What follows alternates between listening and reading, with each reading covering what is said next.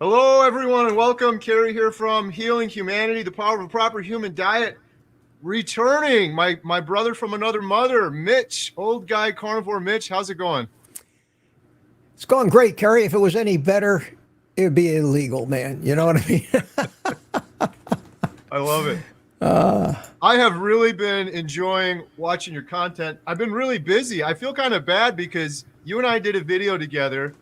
I'm really bad with dates, but that was a while ago, right? Like, That's about 6 months or more. wow. Yeah, a long time ago. Yeah. Yeah. I've watched quite a few of your videos, but I'm usually watching it on TV where I don't have a chance to comment. But you've been putting out some really, really good content. Thank you, So man. been looking forward to chatting with you some more. So yeah, we got a bunch of people jumping on. So hey, if you're in the chat, let us know where you're from, what you're eating. We'll do a little carnivore roll call maybe. Looks like we got people jumping on still. I had bacon and eggs today. Nothing too exciting. What about you, Mitch? Eat anything good yet? Well, I'm in the middle of another air fryer adventure. And I have 6 air fryers now. I don't know if you've been following this. I saw your newest. Yeah. So everybody's saying, how do you like it? How do you like it? And I hadn't even, as of yesterday, I hadn't even plugged the thing in yet. So, I mean, it looks good. Yeah, it's pretty, very pretty, shiny, it's built well. So I said this morning I got up and I wanted to make that video with the wood plate and the big knives, the primal eating. So I had that knocked out by about 7 a.m. And I said, I better get busy on this air fryer thing. So I had nothing defrosted. Oh no. And I said, perfect. I said, I hardly use air fryers. I make chicken wings in them, sometimes some fish. And if I forget to defrost a steak to sous vide, I will put it frozen in these air fryers, and they do a pretty good job. I said, perfect. I'm going to make my first video today in this air fryer I haven't used yet, whose instruction book I hadn't read yet, whose controls I wasn't familiar with yet. I'm going to make a video and they can see me trying to figure out how this thing works and cook a steak, a ribeye from frozen. And man, it worked. It worked. Less than 30 minutes. 30 minutes, I had this big juicy ribeye on my wood plate with my big knife, and living the life. I'm telling you, man, it's good to be a carnivore. Now, Mitch, on the air fryer, I caught a little bit of your video earlier. You got 6 air fryers now. Did you use the little built-in thermometer, or are you just an expert at this point where you don't even really need to use the internal thermometer reading? I tried. I had this 6-in-1, the model before the 7-in-1, which is what I have now. And if it wasn't on sale like it was, I wouldn't have bought it because I really didn't need it. And the 6-in-1 has the thermometer, and I used it once, and I found it was a lot more complicated than just for the things I cooked, knowing what temperature and how many minutes. Like chicken wings, I know I cook them 375 degrees for 28 minutes. They come out perfect every time. You can't put a thermometer in a chicken wing. It doesn't work. Right. And I very rarely cook the steaks in those things, but they're terrific when you use them. And wasn't my style because that's not how I use an air fryer. So I have to feign ignorance. Right. On the thermometers. I don't have quite a collection like you do. I think I have 3 air fryers now. And my favorite has been, I think I have the same one as you, the Ninja. I can't remember what it was called. It was the Ninja with the little switch on the top of it. Bill Knott told me about that one, and that's my go-to. It's so easy to clean up. That's the thing I like about it. It's easy to clean up. It's quick to use. I have another like big stainless steel one. It doesn't have any forever chemicals in it. It's really clean, but it's such a nightmare to clean that thing. Like you have to disassemble it all and take it all apart to clean it. So sounds like the Cuisinart. I have one of those. It's a combination toaster, oven, air fryer. It's all stainless steel. Yeah. It's got racks and grids and trays and you have to reach down in there and to get up to where the thing is, the heating element, the top is a nightmare. I stopped using it. It was just too much of a pain in the neck to clean. So, but I have 6 of them. I think maybe I'm probably outdone by Dante Ferrigno. I think he probably has more. And I got to do something. I keep thinking about having a giveaway or something, but every time I think I'm going to do that, I start reading the rules and the laws and the guidelines, and I say, no, this is just, they've made it way, way too complicated right to do that. So I don't know what I'm going to do with them. Yeah, I just recently, speaking of Dante Ferrigno, I recently got a Dreo, and I haven't used it yet. Do you have a Dreo, or have you gone down that road yet? No, I never had that. I have a number of the people, number of my viewers have left comments saying they've got the Dreo, and they all say they love it. I remember way back when he got his first one. Yeah, And it was a sponsored deal, I think, and at the time, back then, I think they were still having a few little problems. I'm sure they've got them ironed out now, but at the time, I saw something was wrong. It wasn't working exactly like it was supposed to. They were like the pre-production ones with the pre-production software, and I just stopped looking in that direction, and I don't use them enough to justify that thing. Is like $400, isn't it? It's expensive. yeah. Yeah. I don't know. I can only do so much. I'll tell you what, all I need, to tell you the truth, all I need for my lifestyle, I need 1 carbon steel frying pan and a sous vide. Right. And that's it. I could cook everything that I would ever need to cook in either this 1 carbon steel frying pan or sous vide it, and then finish it in the carbon steel. But it's fun. I like gadgets. Yeah, I'm the same way. And Dante's the one, speaking of Dante, man, he's inspired so many people on so many levels, but he's the one that inspired me to actually get an air fryer. I thought it was crazy. Like, I'm not going to ruin a steak in this little air fryer. And then I saw him cooking them from frozen, like you just mentioned.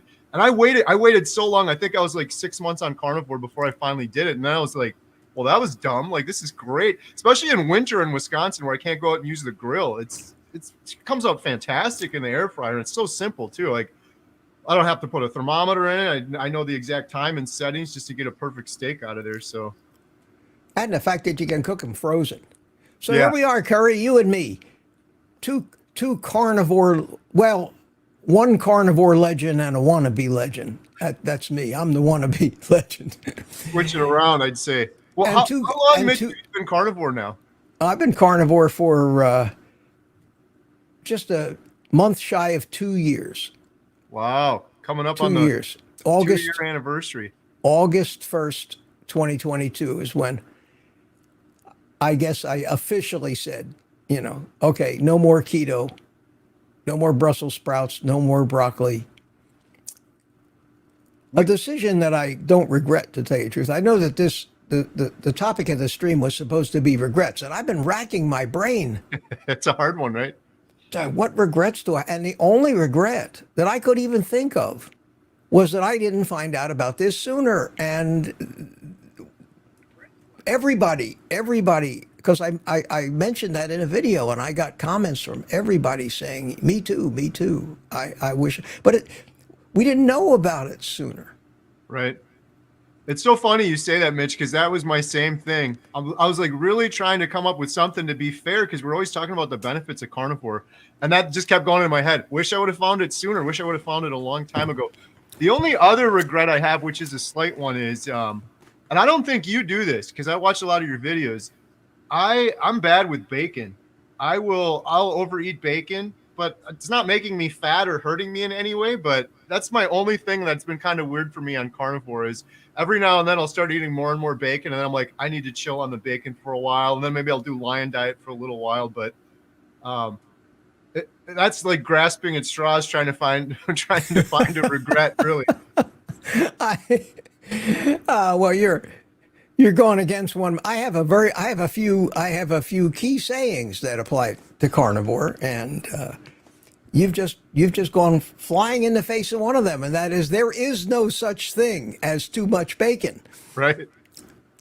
It's a fallacy. It doesn't exist. I can't see where that would hurt you. We know that nitrites and nitrates aren't bad for us. We know that the fat in bacon is more monounsaturated, all the good fats. Okay, we know that bacon is loaded with potassium and other vitamins and things that we need. Right. It's that old stigma that we still have, and if you try to really analyze it, you could live probably on nothing but bacon. So enjoy, man. Pig out. Mitch, we should do it. I totally agree with you too. I got to be careful how I state things too, because I mentioned this before on my channel, and people are like, "What's wrong with bacon?" I don't think there's anything wrong with it. It was becoming a problem in the family where like the girls would come out like, "I thought you made bacon." I'm like, "Yeah, I ate the whole." I ate the whole package myself, kind of thing. It was more along those lines, but that would actually be a fun challenge, like eating bacon for a week, carnivore surviving on bacon for a week. I would have no problem doing that for sure. It sounds like one of these, videos. I ate 5 pounds of bacon a day for 30 days, and this is what happened to me. Yeah. Yep. Well, that's one of my favorite sayings. I've got a new favorite saying, and you know that I smoke cigars, right? Right. Okay, and I drink coffee, right? Right. And boy, do I catch heat for both of those things, and I throw it right back in most of their faces, and I make them go away, just go away, unsubscribe, go away. These people who say, "Oh, you drink coffee. You're not a real carnivore. Oh, you smoke cigars. Don't you know how bad that is for you?" And so I came up with a slogan. I don't know if you've heard me say this slogan yet. It's for carnivore cigar smokers. It's their answer when somebody says, aren't you afraid that that's bad for you?" You say, "It's much healthier to smoke plants than to eat them." Truth. It is true. And I haven't had too much pushback on that one yet either. That's awesome. Well, I love sort of the sentiment behind your statement too. It's like, well, if you don't like this, then go. What is there, Mitch? About 1 billion other videos people could watch on YouTube.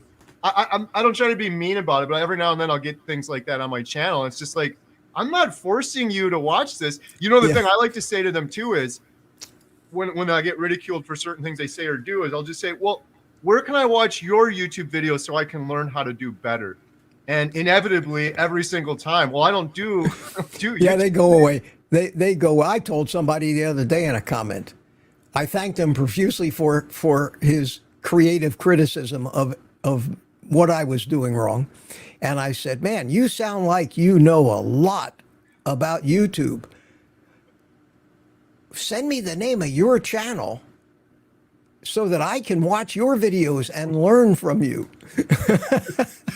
Mitch, I'm not even joking. I have said that same thing to people. I love that. I want to learn. Teach me. Like, where do you go? Teach me. Yeah. Well, but this. Like, we're not complaining. I enjoy doing YouTube. I'm assuming you do too. You're pretty passionate about it. I do. And I rant.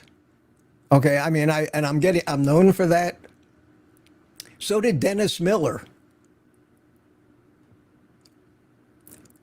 It's real. I mean, what comes out of my mouth, my opinions and my sentiments are real. My anger isn't.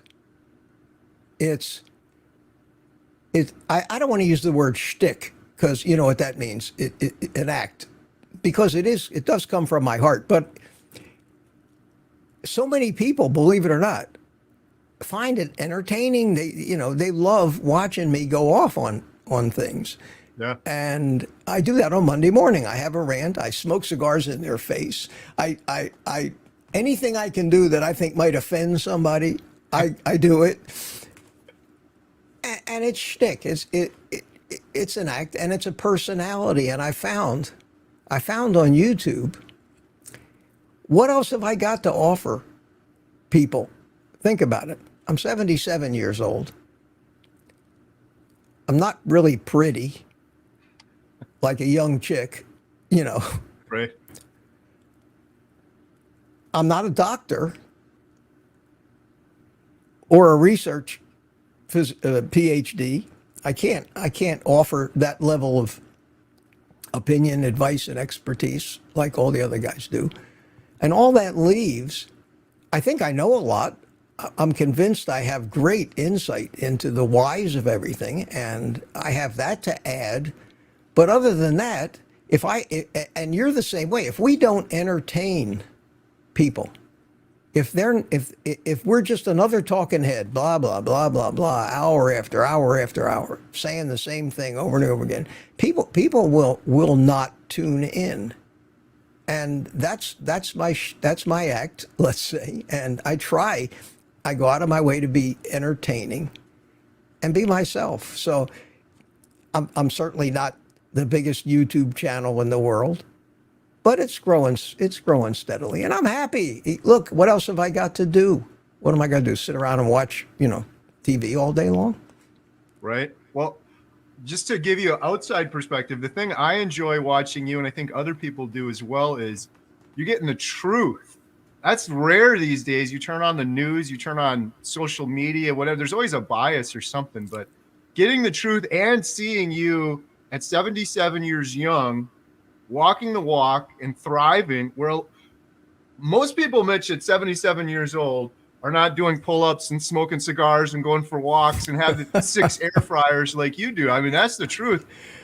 Most people aren't even 77 years old, because what is the average life expectancy in the United States now? Like 73. It's going in the wrong direction. It's for a male in America, 76. 76. So that means that more than 50% of the people that were born in the year that I was are dead. More than 50%, including John McDougall. Right. John McDougall I was born on May the 7th in 1947. McDougall was born about 10 days later in May of 1947. I was 10 years older than that guy. And I actually got a chance to see some pictures and things of his last year of life, and it wasn't pretty. Mm. And this is the amazing thing that I say, and I don't want to be cruel. I mean, I hope he rests in peace and all that, but he didn't hesitate to keep his mouth shut when it came to putting down everybody and their brother who wasn't one of these starch-eating vegans like he was. Right. He could be very nasty at times. He was a jock when he was young. You see the pictures of him when he was a young man. He was good looking, athletic, nice long hair. He was something. You see the pictures of me when I was a young man. I looked like the Pillsbury Doughboy. Mm. I was a nerd. I could never do any athletics. I was the kid running the projector. Okay, I mean, that was me. I was never popular in school, never part of any in crowd or clique. The opposite of this guy, John McDougall. He took this particular path in life. I started and took the low carb path in 1973 when Atkins had first written his book. So all my life I've been, even though I kept falling off of it because of carb addiction, and you know how that is, up and down, up and down, up and down, but always back to low carb, whereas he took the no meat, no animal products, no fat of any kind, just starchy carbohydrates. I have turned into more of a jock type of person with boundless energy, great health, good weight, and he died. So we crossed somewhere in the middle. Right. And to me, that's an incredible testimony for low carb and any version of low carb, all the way up to carnivore, and then eventually all the way to the lion diet. I think it's great testimony for that. Yeah. Well, the cynics will say, Mitch, you're just an anecdote, but I wanted to hear from your perspective, Mitch, because since you were on my channel 6 months ago or so, I've also had I had Carnivore Ron on, who is a little bit older gentleman, not old, but a little bit older. But long story short, I've had so many comments on my channel. Like, this has blown my mind so many times from people in their 60s, 70s, 80s thriving on carnivore or keto or proper human diet. I get and it warms my heart when I hear that, because I'm thinking, man, these people work their whole lives and they find carnivore at 70 or 75 or 65. But some of them too, they're like, I've been doing this for 5 years now. And I'm like, where did you find out about this thing? They're watching Dr. Barry a couple of years ago or something like that. But do you get a lot of that on your channel? I don't get many that are older than me. Got a few people chime in the chat and say, I'm 79, I'm 82. Haven't gotten any like, hi, I'm 113 years old. Haven't seen any of them. But there are a lot of people out there that were carnivores before anybody ever defined it. Yeah. There were a ton of people out there that and in small towns all over America. They don't know any other breakfast than bacon and eggs. They wouldn't know a bowl of cereal or any of that crap if it stared at them. They're farmers, they're ranchers, they're living like we're supposed to live, and they haven't lived in the big cities with a Starbucks and a 7-Eleven on every corner, and they thrive. And a lot of those people may be some of the people that we hear from and say, I've been eating this way for 10 years, 15 years, and yeah, you would certainly benefit from it, even though, it's like saying, well, 5 years ago I couldn't even spell carnivore. Now I are one. Right. What you call it doesn't matter. The cavemen were carnivores too. Yes. Yeah. So yeah, I think we're gonna find a lot of that, and I think there may be a lot of people who are hearing about it on social media from other people who look up and say, "Damn, that's what I do. Right. I'm a carnivore. I had no idea." It's so funny, Mitch, because one of the first people we filmed for the documentary, second person, was rancher Maggie up in Canada. She's 83 now. And I found her through Dr. Chafee. He introduced me. He spent like a week out there with her.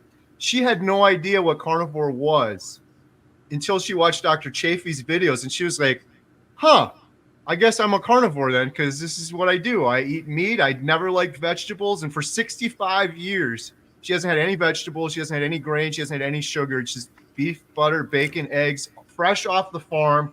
And she flexed for us. She could pick me up at 83 years old. She could carry me across the field, no problem. She's amazing. But her brain, I felt like I was talking to like a teenager. It was crazy. I had to keep reminding myself, this is an 83-year-old person.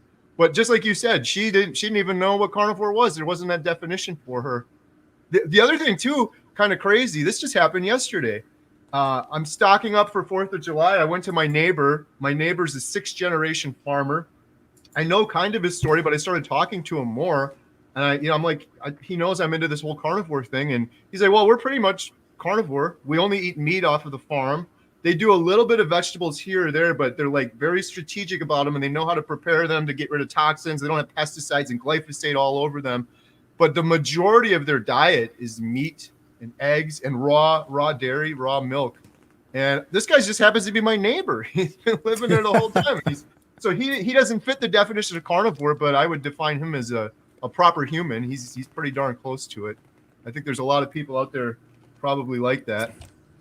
Well, carnivore isn't all that different from a ketovore. Right. A ketovore is a carnivore that eats a little broccoli, and maybe some Brussels sprouts. Some things that I never liked anyway. It was no big deal for me the tough part for me, being a carb addict, was giving up the sugar. Yeah. And, I finally figured out how to do that, and I did it for a year, and everything was working. And, it's been less than a year since I started being old guy carnivore. Right. it was August the 10th, I think, of last year, where I put my first video out. And that video was named, I'll Start the Diet Again on Monday. See, that's why we're on the same wavelength, because I have said that statement a million times. And then, Mitch, you know what happens on Monday, right? You look and you're like, oh, the end of the month, that's in 4 days. Oh, I'll do it at God, the end of the yeah. month. Oh, New Year's Yeah. resolution. And you just keep pushing it out. Done You it a million do. times. And I learned, and that's where I think my strange way of thinking has paid off for me, is that I figured out where all that stuff comes from an evolutionary standpoint and from a physiological standpoint, and is why we have these addictions. And I talk about that a lot on my channel. Why we get addicted, how at one point in our history that was a survival necessity, which drove us to gorge on sugar when we found it, because it was a survival food that gave us short-term energy. So those ancestors of ours, who when they found a wild berry bush or some tubers, and the hunt hadn't gone well, these people that had the inclination to eat the sugar were the ones that lived, and those traits got passed on. And what happened was they became refined. And eventually it was those whose hunger didn't get satiated from sugar, causing them to gorge and eat more and more sugar, were the ones that ended up converting more sugar to fat, storing it away, gave them a survival advantage, and that trait. So we are descendants of the most efficient sugar eaters and fat storers that ever lived, because that's how we got here. Now, all of a sudden, we're plunged into, a swimming pool full of Hershey's syrup. I mean, sugar everywhere. Right. Everywhere, in quantities we were never supposed to eat. It's addictive because our subconscious mind panics when we're running low. If there's no fat stores, it panics. And it creates those excuses for us, Kerry. It creates in our mind and allows us to rationalize to ourselves. And we've all done it, and it's a very real thing. And you just went right down the litany of it. I swear, I promise myself I am not going to eat that. Well, one last time. It's been a stressful day. I really need to calm down. Just this, what day is it? It's the 21st of the month, and then it turns out to be the first of the year. And on one day, the first of the year, you go on that diet, and it isn't till later that same day where your subconscious decides, no, we need sugar. Yeah. There's no such thing as willpower. I fully and totally believe it. I agree. Yeah, you're absolutely right too. The whole thing with sugar too is it's been such a scarce thing if you look at humanity since the start of time, until this little sliver of time right now, the standard American diet or science experiment or whatever we're doing right now, like you said, is everywhere. It's in everything. There's 1,000 names for sugar. Just even in like a soda, humans were never meant to consume that amount of liquid sugar. It's like mainlining it into your veins, drinking it. It's just insane. Oh, we figured out a way to mainline every poison known to man. We now know, I mean, all of us on Carnivore should know, if you've listened to Anthony Chafee enough, then you know that plants are trying to kill you. Now, that's not a rational statement when you think about it, because plants don't have brains and they don't think and they don't try to do anything. They have evolved defense mechanisms to keep themselves from being eaten, because that's what natural selection means. If you don't have those mechanisms, you get eaten. End of the line for your family tree.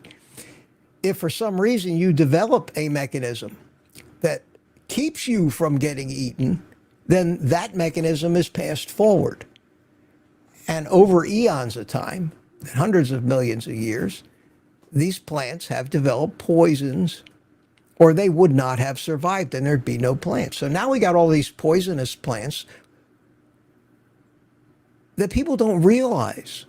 They just don't realize. They know which plants will kill them. They know which plants not to eat. They know how to stay out of the poison ivy. Did they ever stop to think why poison ivy is even alive today? Because the animals that strayed in that might have wanted to eat it learned better and left it alone.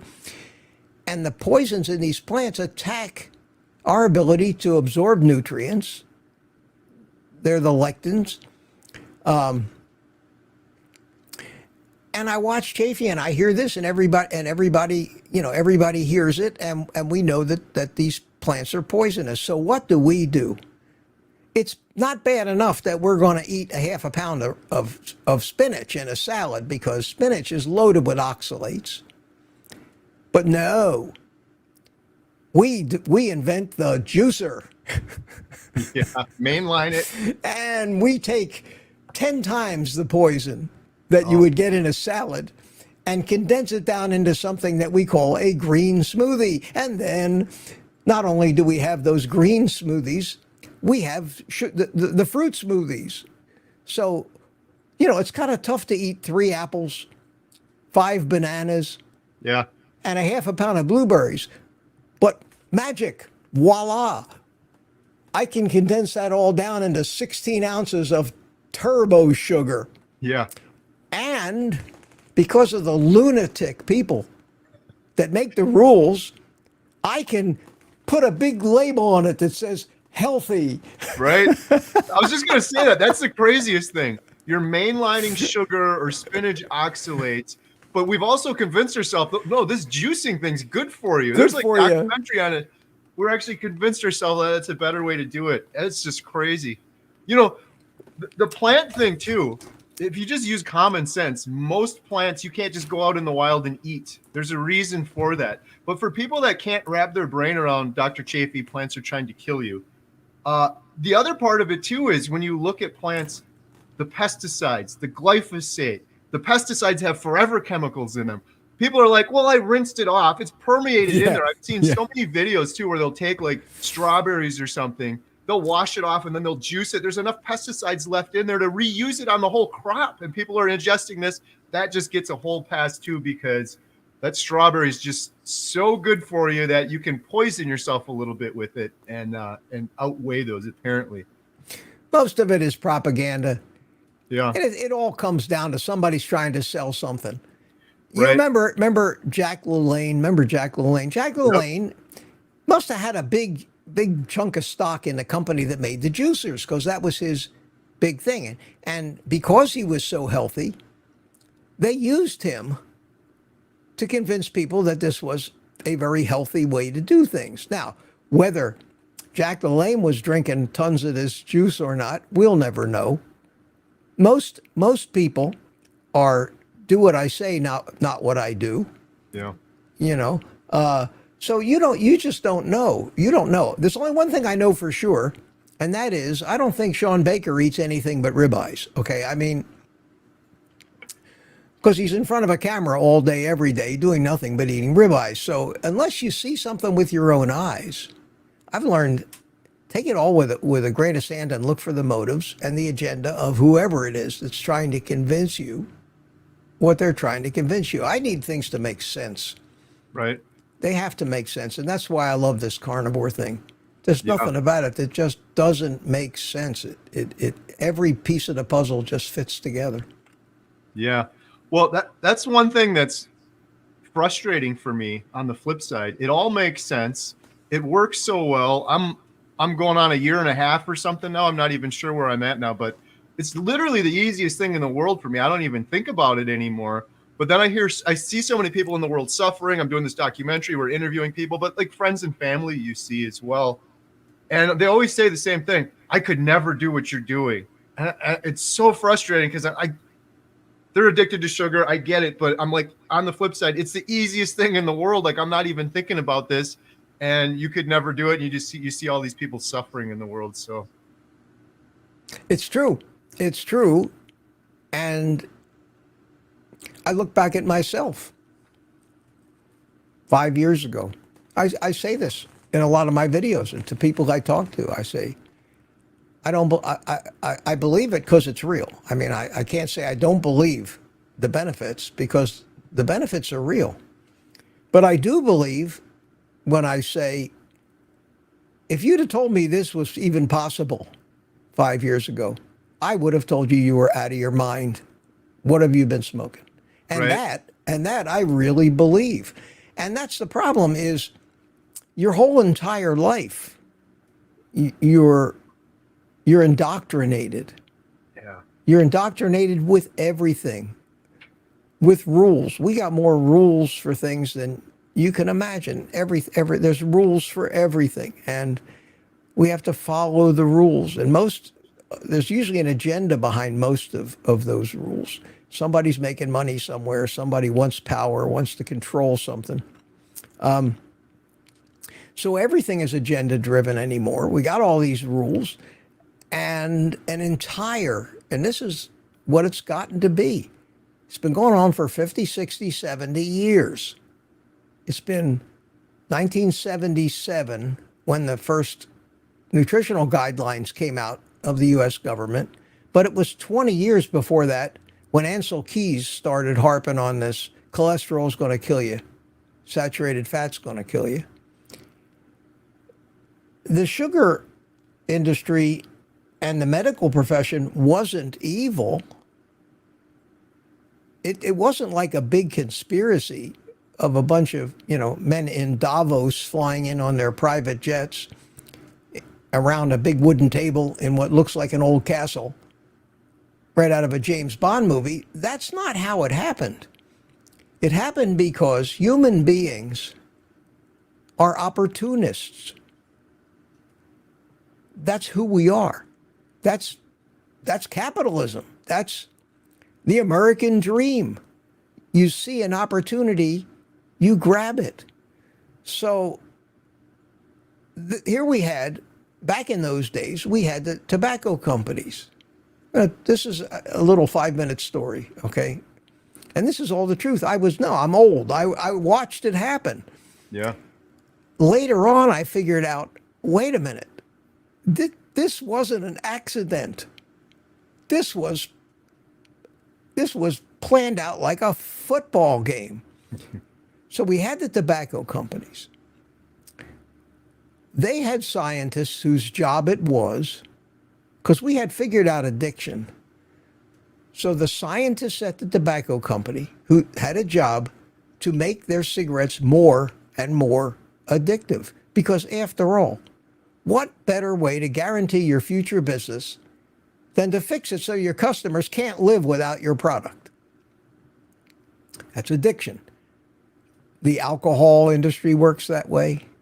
The tobacco industry works that way. Certainly the drug cartels work that way. And people get so addicted that they're stealing their mother's jewelry to run to the pawn shop to get another fix. So here you have all these tobacco companies, and people started getting a little upset with them. And it started to go out of favor, all this smoking stuff. Because what they were doing, they weren't happy just to sell cigarettes to 21-year-olds. No. We need to get children smoking cigarettes. We need to start campaigns. We need to start campaigns with cartoon characters like Joe Camel. And they went after the kids. And that's when the sentiment turned against them. The kids were already smoking. I was in elementary school and I wasn't smoking, but the kids were smoking already. They were 11 years old. But no, that wasn't even young enough. So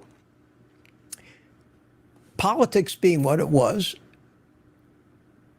there became an anti-tobacco, anti-cigarette sentiment. And the politicians took notice of this, but so did the tobacco companies, and so did the food companies who were learning how addictive sugar was.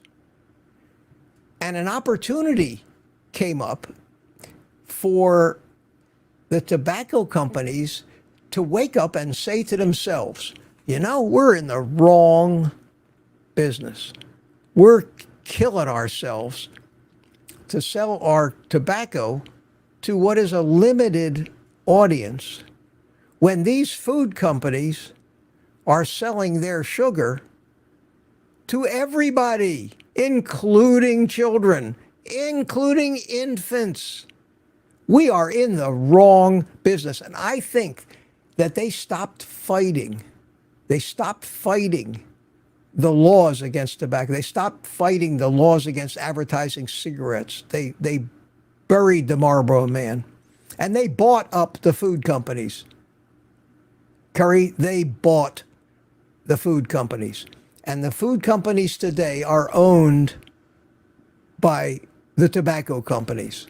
And the tobacco companies immediately sent those same scientists that knew addiction and knew all that. They were experts. And they went to work on the food. And they made it more and more addictive. And they could sell it to children. Because sugar is a treat for kids. And they went back about as far as they could when they turned the baby formula into sugar and seed oils. So now they got them from infancy with the baby formula. They're addicted before they're 1 year old. Before they're even weaned on a solid food, they're already sugar addicts. And in the nursing home on the way out, they sell them the Ensure, which is chocolate flavored baby formula. It's chocolate flavored sugar and seed oil. Cradle to grave. And cradle to grave. And in between, they got a 7-Eleven on every corner. They got 100 metric tons of crap in every Sam's Club, in every Costco, in every supermarket, and in every office supply store, in every drugstore, a place you're supposed to go for healthy stuff. It's all candy and ice cream and snacks and garbage now, and a few Band-Aids. It's crazy.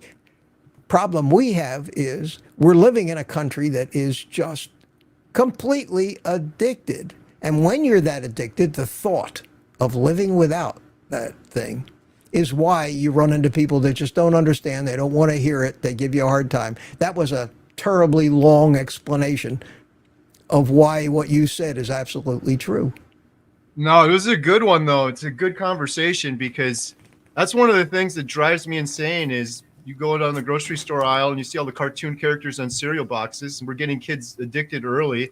And I've thought about this before, but your explanation makes perfect sense because I was wondering, like, what's happening with sugar is exactly what happened with cigarettes. With cigarettes, they knew that people were dying, and they still, with that knowledge, people are getting cancer, they're dying of cigarettes. With that knowledge, they still decided to market it to children. Marlboro Man, all that stuff, like you said. So, but the same thing is happening with sugar. So it makes perfect sense. It's the same companies. It wasn't started. It didn't happen as a well laid out plan. It was greedy people seeing an opportunity, waking up and saying, "Wait a minute, time out here." Time out here. Look what the food companies are doing. They're doing what we wanted to do. They're selling their addictive crap to kids. We're in the wrong business. That was an opportunity that somebody just finally woke up to. And then, to really screw things up, you had the influence from the religious aspect.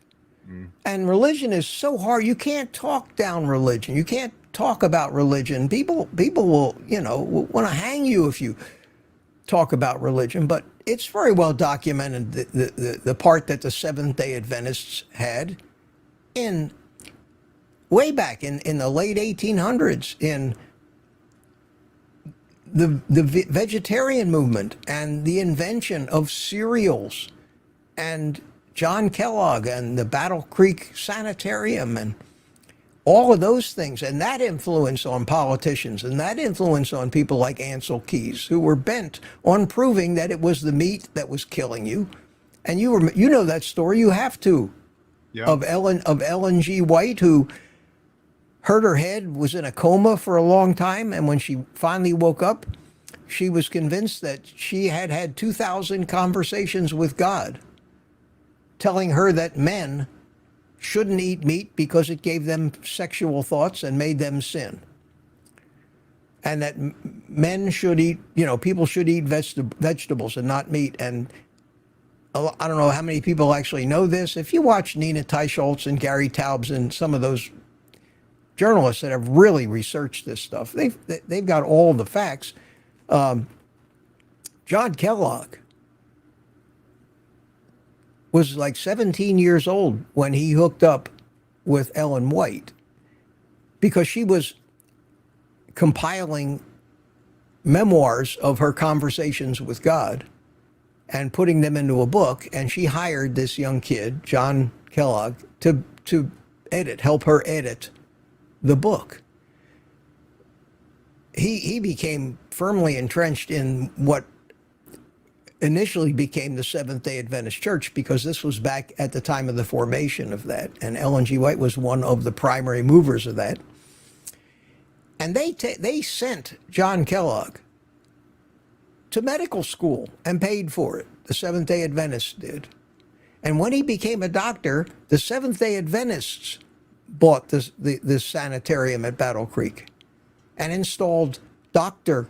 John Harvey Kellogg as the head of the sanitarium, where he developed programs to rid men of the evil sexual thoughts caused by meat, to switch to put people on these plant-based diets, to concentrate on what color and how solid their stools were as the ultimate indicator of health. And the Seventh-day Adventists have since gone on to be the largest healthcare system in the world, the Advent healthcare system. They have hundreds and hundreds and hundreds of universities teaching medicine. They have hospitals and clinics everywhere in all the countries. They are on the board of directors of every food company, of every pharmaceutical company. They sit on every government panel that decides dietary guidelines, and they are pushing the vegetarian agenda, and nobody even knows it. Nobody even realizes it. And if you talk about it, no, shouldn't talk about religion. You're not allowed, It's crazy. But you have that influence that was kind of planned out like a football game from day one, coinciding with all the opportunism and profit that these people saw. And it came together like that perfect storm, that we all hear about. It was that perfect storm. Yeah. And what we have right now is something that nobody even thinks is a problem. That's how wildly it's become accepted. And that's the third thing I was going to say too. That's the other part that makes the perfect storm is we're so myopic as humans. We're so like, well, this is just the way it's always been. And when you're on the sugar and the carbs, you're lethargic, you're brain fogged, you're fatigued, and you just go along to get along. You just, well, this is just the way it's always been, sort of thing. So it's all of these things coming together. That's one of the craziest things with all this, like this whole documentary I'm doing and everything, is for people that have major health issues. But more so now, I'm just worried about all of the humans in the world addicted to sugar and carbs that have that brain fog and that they're lethargic and they're barely going along to get along. They're doing the bare minimum and they're just they go with the flow of things. Well, that's just the way it's always been. It's hard to explain to people that that's not the way it's always been. That's the way it's always been for you. And your life is just this little tiny fraction of time throughout humanity. During this little fraction of time is when all this craziness is happening with sugar and seed oils and processed foods. But since the beginning of time, it hasn't been that way. But it seems normal to us. I think humans, we love these routines or whatever because we're so brain fogged and fatigued that we just kind of comes a social norm. Sugar's not that bad. You're overreacting. But then you look around in the world and you see how sick people really are right now. It's hard to wrap your brain around that just being kind of a normal thing. But they don't stop. See, they don't stop with the anti-meat propaganda. Yeah. They've taken the dirtiest tricks from politics, and they just make stuff up and lie about it. just to perpetuate what they're doing. Yes. You wonder who's at the top of all this. Is it the Bill Gateses? Because what's happened to us when you look at the state that our world is in right now, and the state that the human race is, and how quickly the population of the globe went from 1 billion people to 10 billion people that are all eating, all have to eat. We're at a point right now, you know what circling the drain looks like?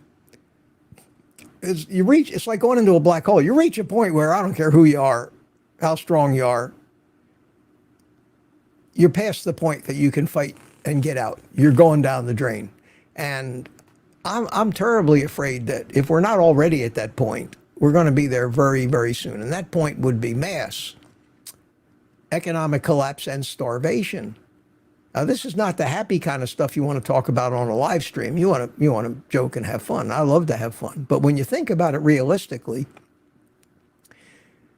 without all those grains and sugars and carbs and crap and manufactured food, half the human population would starve to death now. There simply isn't enough meat and real food to feed anywhere near the people that we have. So we've created this problem, and there are people that want to depopulate the planet. And, we tend to think that, well, maybe these people are the ones that are at the head of this nonsense that's going on. Maybe they want us to become sick and die sooner before the food runs out or before we stop it. So we can't just outlaw processed foods. The push is still to create more and more of them. That's why the push for fake meat and all that other stuff. Okay. So some of us, our survivalist tendencies come out, and we buy land and we build underground bunkers and we raise animals and we start putting away for, but that's not going to be any world I'd want to live in if it all happened.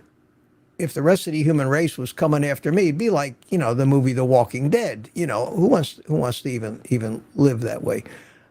I rack my brain constantly trying to figure out, is there a solution? And who am I? Who am I? I'm some little piss-ass 77-year-old that nobody cares about in this, I'm a nobody. I have no influence, no power, no nothing. I got a tiny little YouTube channel, and I do a live stream and 100 or 150 people watch me, have a football game, 85,000 people go to the football game. When I think about, I've attracted 100 people, there's guys standing in soapboxes in parks that attract more people than that. This is not a position of influence or power, unfortunately.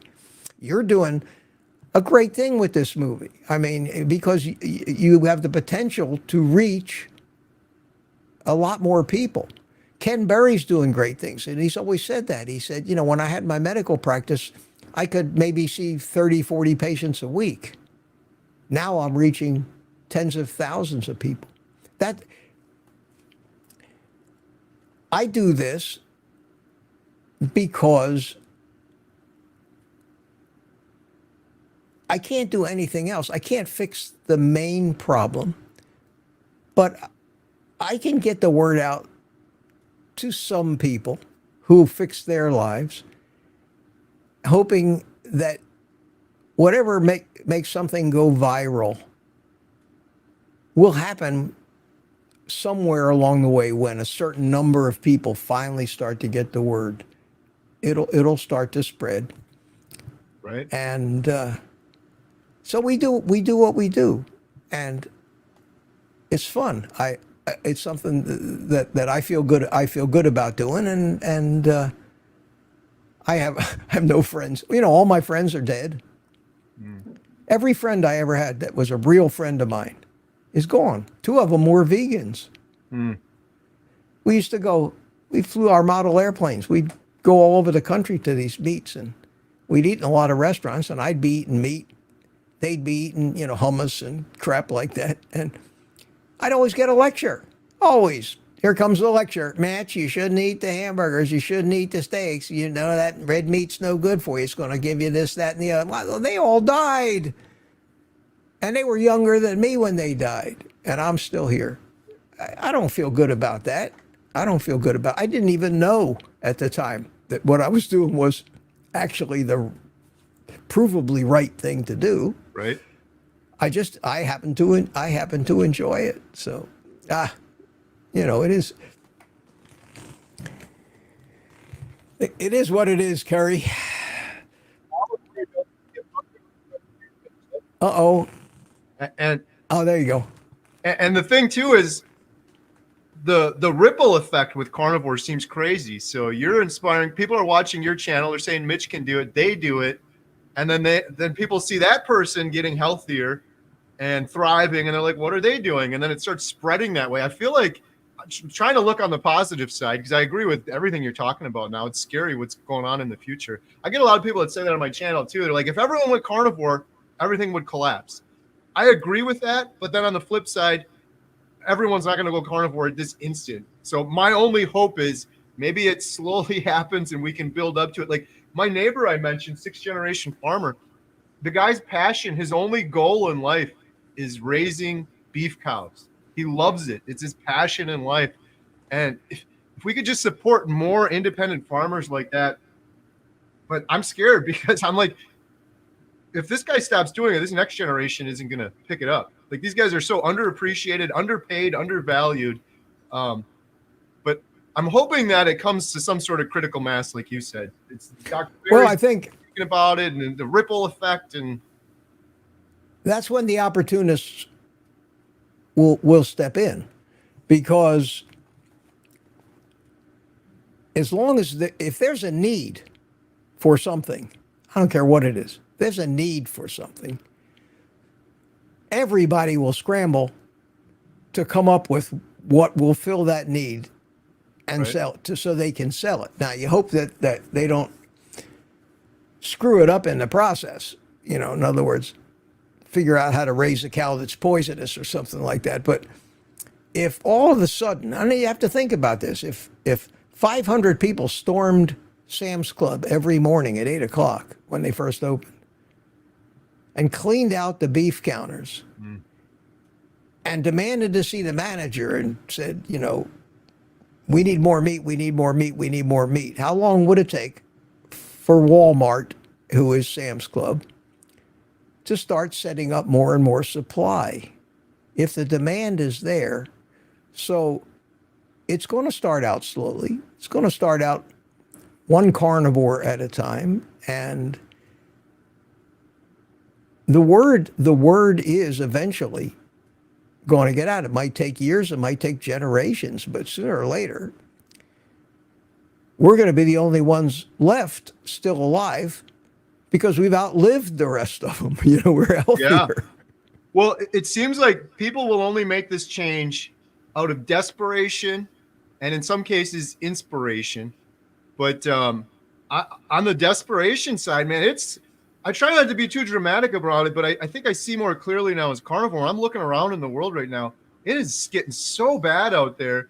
And like, Mitch, I was so unhealthy. I was 100 pounds heavier than I am right now at my worst. Lost some of that through keto, most of it on carnivore, but I was so unhealthy.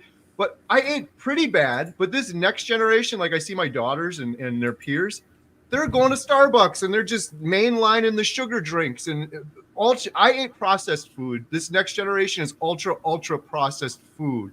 So I just get the feeling like it's going to come like, whoa, what is going on now? We're just type 2 diabetes, cancer rates. It's all just going through the roof right now. It seems like it's about to explode. Well, and it seems like the biggest push is by the drug companies to find the magic drug that makes the problem a little bit worse, like Ozempic. Yeah. It may have problems and it may have side effects, but it's a drug that is mimicking the GLP-1 agonist. That is what happens to you when you eat carnivore. So I don't recommend it to anybody, but it's fabulously expensive.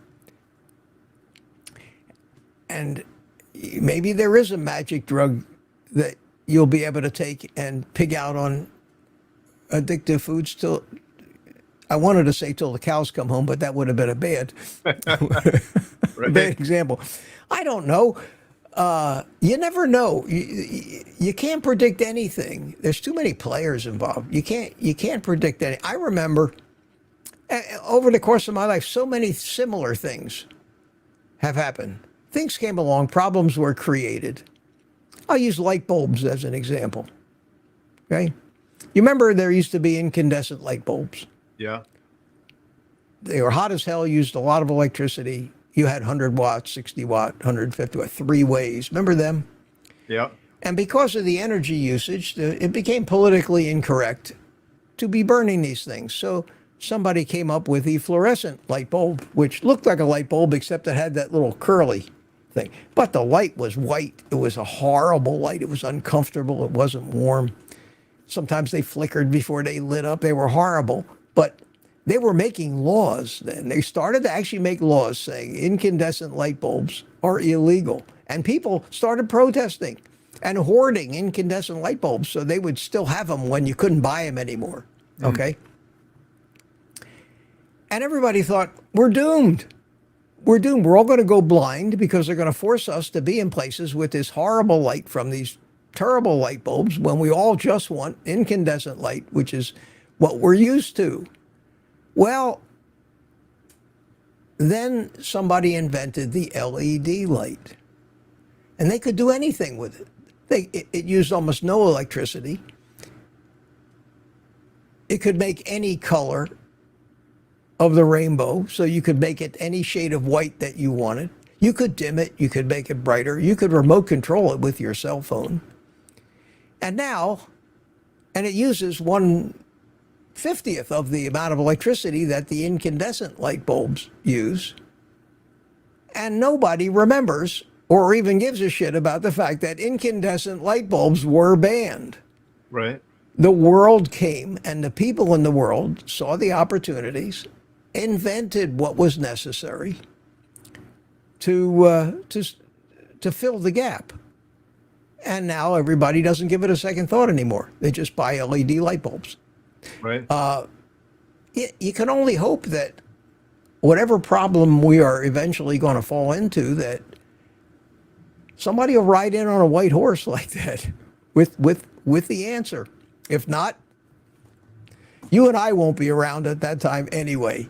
Right. Nothing we can do. And in the meantime, we just do the best we can, man. And try to get through the day without wanting to kill any of these commenters that leave the most absurd, moronic shit Right. on our channels. Yeah. Yep. Yeah. Oh, man. Mitch, I have a question for you. So you're almost 2 years on Carnivore now. Where do you think you'd be right now had you never found Carnivore? I'd still probably be keto. Yeah. I'd still be keto. I'd either be on the way up or on the way down because I never stayed down. See, that was the problem. Addictive substances are easy to use as rewards. You can reward a junkie with a fix. They'll do anything for you for that reward. You can get a kid to do anything for a sweet treat. It's a reward. That's the whole meaning of addiction. You get that dopamine rush. It's pleasure. It's what we strive for. So what happens is you work hard, you get disgusted with yourself because you start looking like a blimp when you look in the mirror. You put your foot down finally, you get motivated, you go on this diet. After a while, it becomes easier because once you get off the sugar, the cravings get less and less.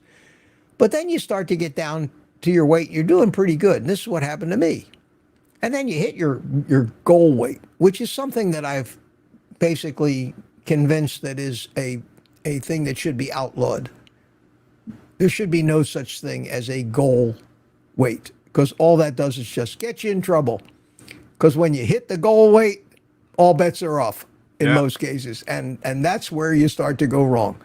Oh, man, I just dieted for a year. I promised myself the minute I hit my goal weight, I was going to take one solid week and binge on everything that I wasn't allowed to eat, and then I'll get back to healthy eating again. Been there.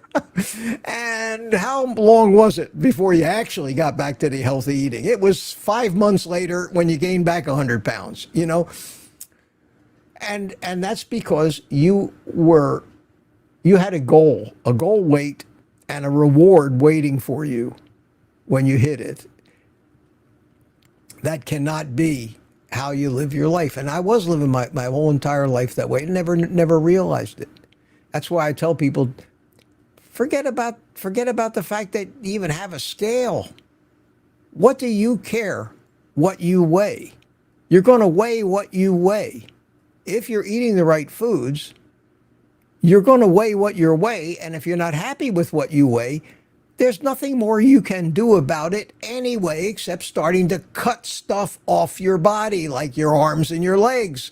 You cannot, if you are eating the right diet and the healthy foods and eating the right balance of fat to protein and the right amount of energy every day, you can't do anything to make weight come off or put weight on. Your weight will normalize to whatever your body thinks it needs to be for whatever conditions that you're living in. And the fact that people think, well, I'll just eat a little bit less. No, that doesn't work. That slows down your metabolism. That screws up all kinds. Well, I'll eat more fat and less no.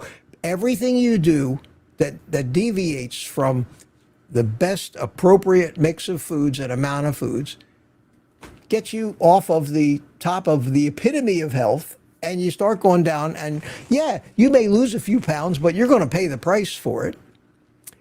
That's why we can't, and we focus on weight. You ask 999, you ask 1,000 people, why are you on a diet? 999 of them will say, oh man, I got to lose some weight. Yeah. There may be one person that says, I think maybe I'll feel better.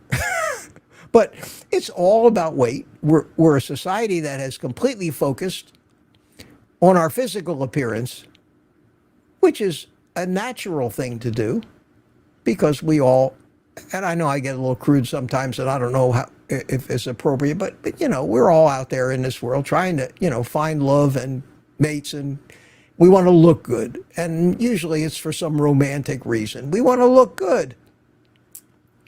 We want to look thin. And then what do?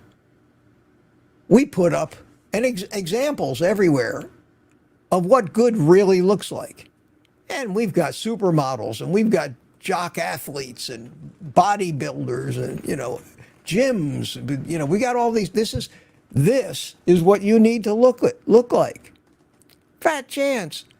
I could never look like that. You know, most women could never look like that.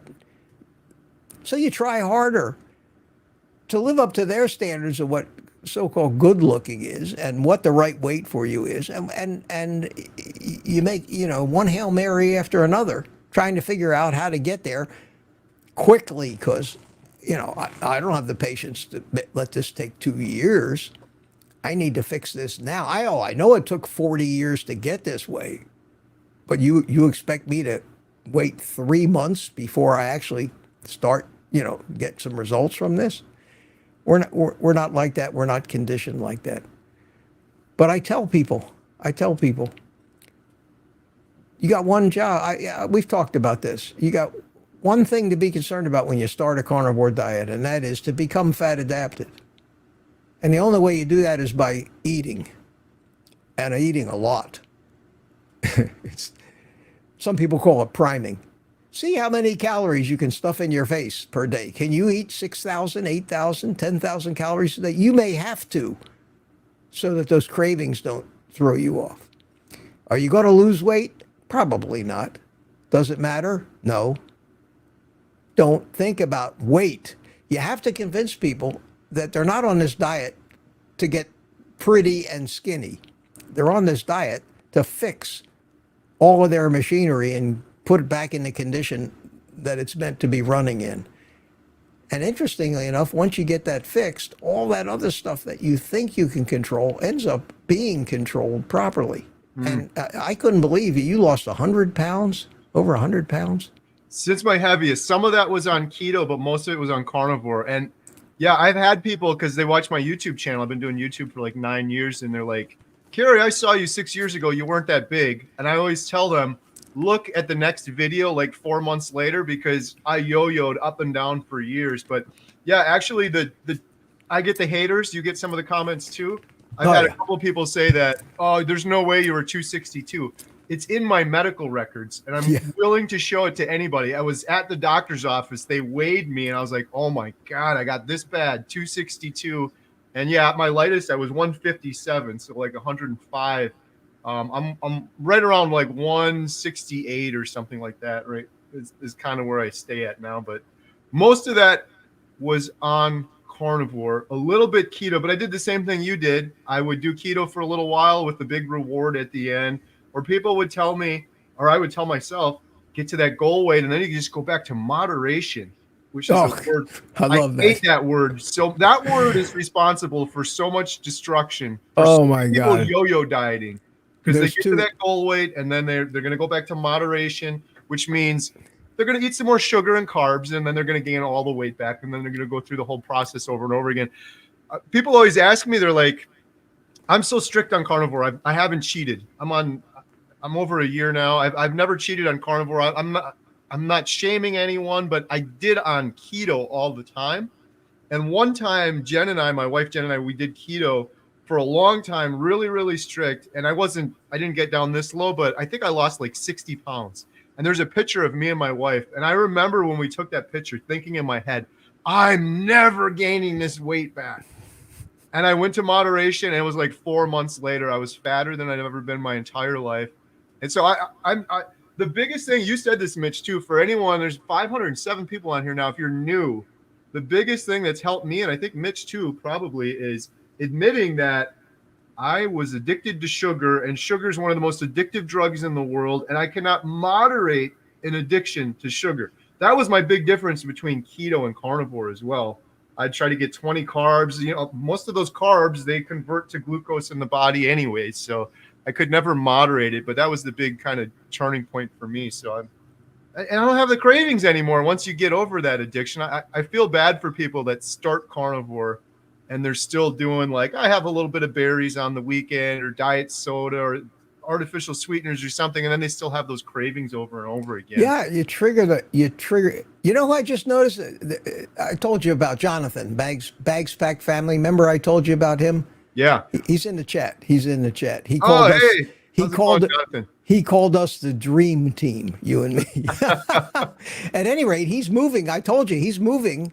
He's on to Whistler, Alaska. He's going to be Bill Knott's neighbor. And he stopped by to see me here in Florida on his way through. He brought me some cigars.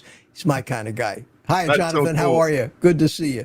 Yeah, so Jonathan, that's awesome. I'd love to meet sometime. Maybe at the end of the summer, my daughter Emma and I are going to Wasilla again. I don't know if he's going to be out there that soon, but we're going to be filming Bill 1 year on Carnivore. Wow. I can't believe it's been 1 year already. I know he's going to be coming pretty close to where you live, so yeah, he may reach out to you. Would love to meet. That'd be great. Hey, what was I saying? What were we saying? We were talking about the fact that you were eating sugar. There's two words, two sayings that drive me up a friggin' wall. Moderation. Yeah. I'm at the gym. I don't work out now as hard as I did 6 months ago. I was working out too hard. I was putting on a little muscle, and I was looking maybe a little more muscular than I do now, but I was hurting myself. I was doing too hard for a 76-year-old guy.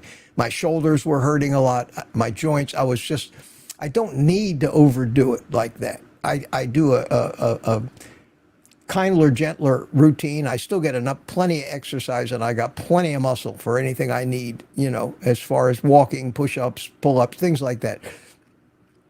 But in the gym there, invariably we get around to talking about all these, older guys, older people that are sick, and they think going to the gym is what they need to do. And they go to the gym and they sit on the machines and talk to each other. You know what I mean?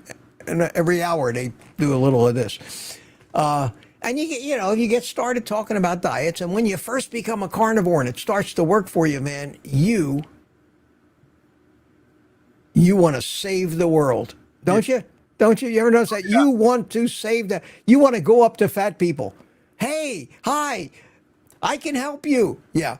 And you learn really quick that nobody is interested in what you have to say. And they all, every one of them, have been so thoroughly brainwashed.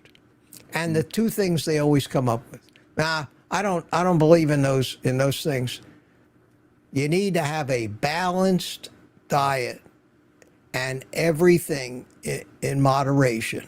That's the secret. Everything in moderation. I can hear him now. Everything in moderation. Oh man, I've heard it a million times myself. And a balanced diet. That's what I do. So, you're 58 years old. You look 90. If that's what you do, something's how's wrong. that working out for you? Yeah, how's that working out for you? But they say these things because that's what they know, and you can't be smartass with them. You can say, well, I'd be interested in the formula of hemlock to arsenic that you use to balance your diet. Right. And why, Mitch, is this whole balance and moderation thing only an issue for humans, but the millions of other species on the planet don't have to come up with some artificial moderation or balance? A cow isn't eating some grass and then saying, I need to balance some other stuff in or I'm going to die. It's only us big brain humans that have this need for such variety. That's one of the things too that makes me kind of crazy now, being carnivore, walking through the grocery store and seeing, like, you go through the drink section, there's 1,000 drinks. You go to the ketchup section, there's 75 types of ketchup. Like, who are we that we need this much variety of ketchup? Like, it drives me insane. It's a really weird thing about humans, this incessant need for variety. Well, it's got to be something new, and there's no shortage of it. You just walk down the breakfast cereal aisle. I got 87 flavors of Cheerios now, for God's sakes. And every one of them's got a big, hard, healthy sign. Yeah. Fortified. Fortified, yeah. Fortified with dog food for humans. And we think it's, I used to too. I go, oh, that's the good one. Breakfast is the most important meal of the day. I better grab that one. And it's literally dog food for humans. I wouldn't even feed it to my dog. Well, we had it right when we talked about peasant food and slave food. Yeah. You don't think the pharaohs were eating stuff made out of wheat? They were eating animals. Do you think? And I tell people this, I hate to get into politics, but I will say this, is that there's a big push on now with this climate change stuff. Most people know where I fall on that argument, but it's still a big push. And the people who are pushing the hardest are the big globalists.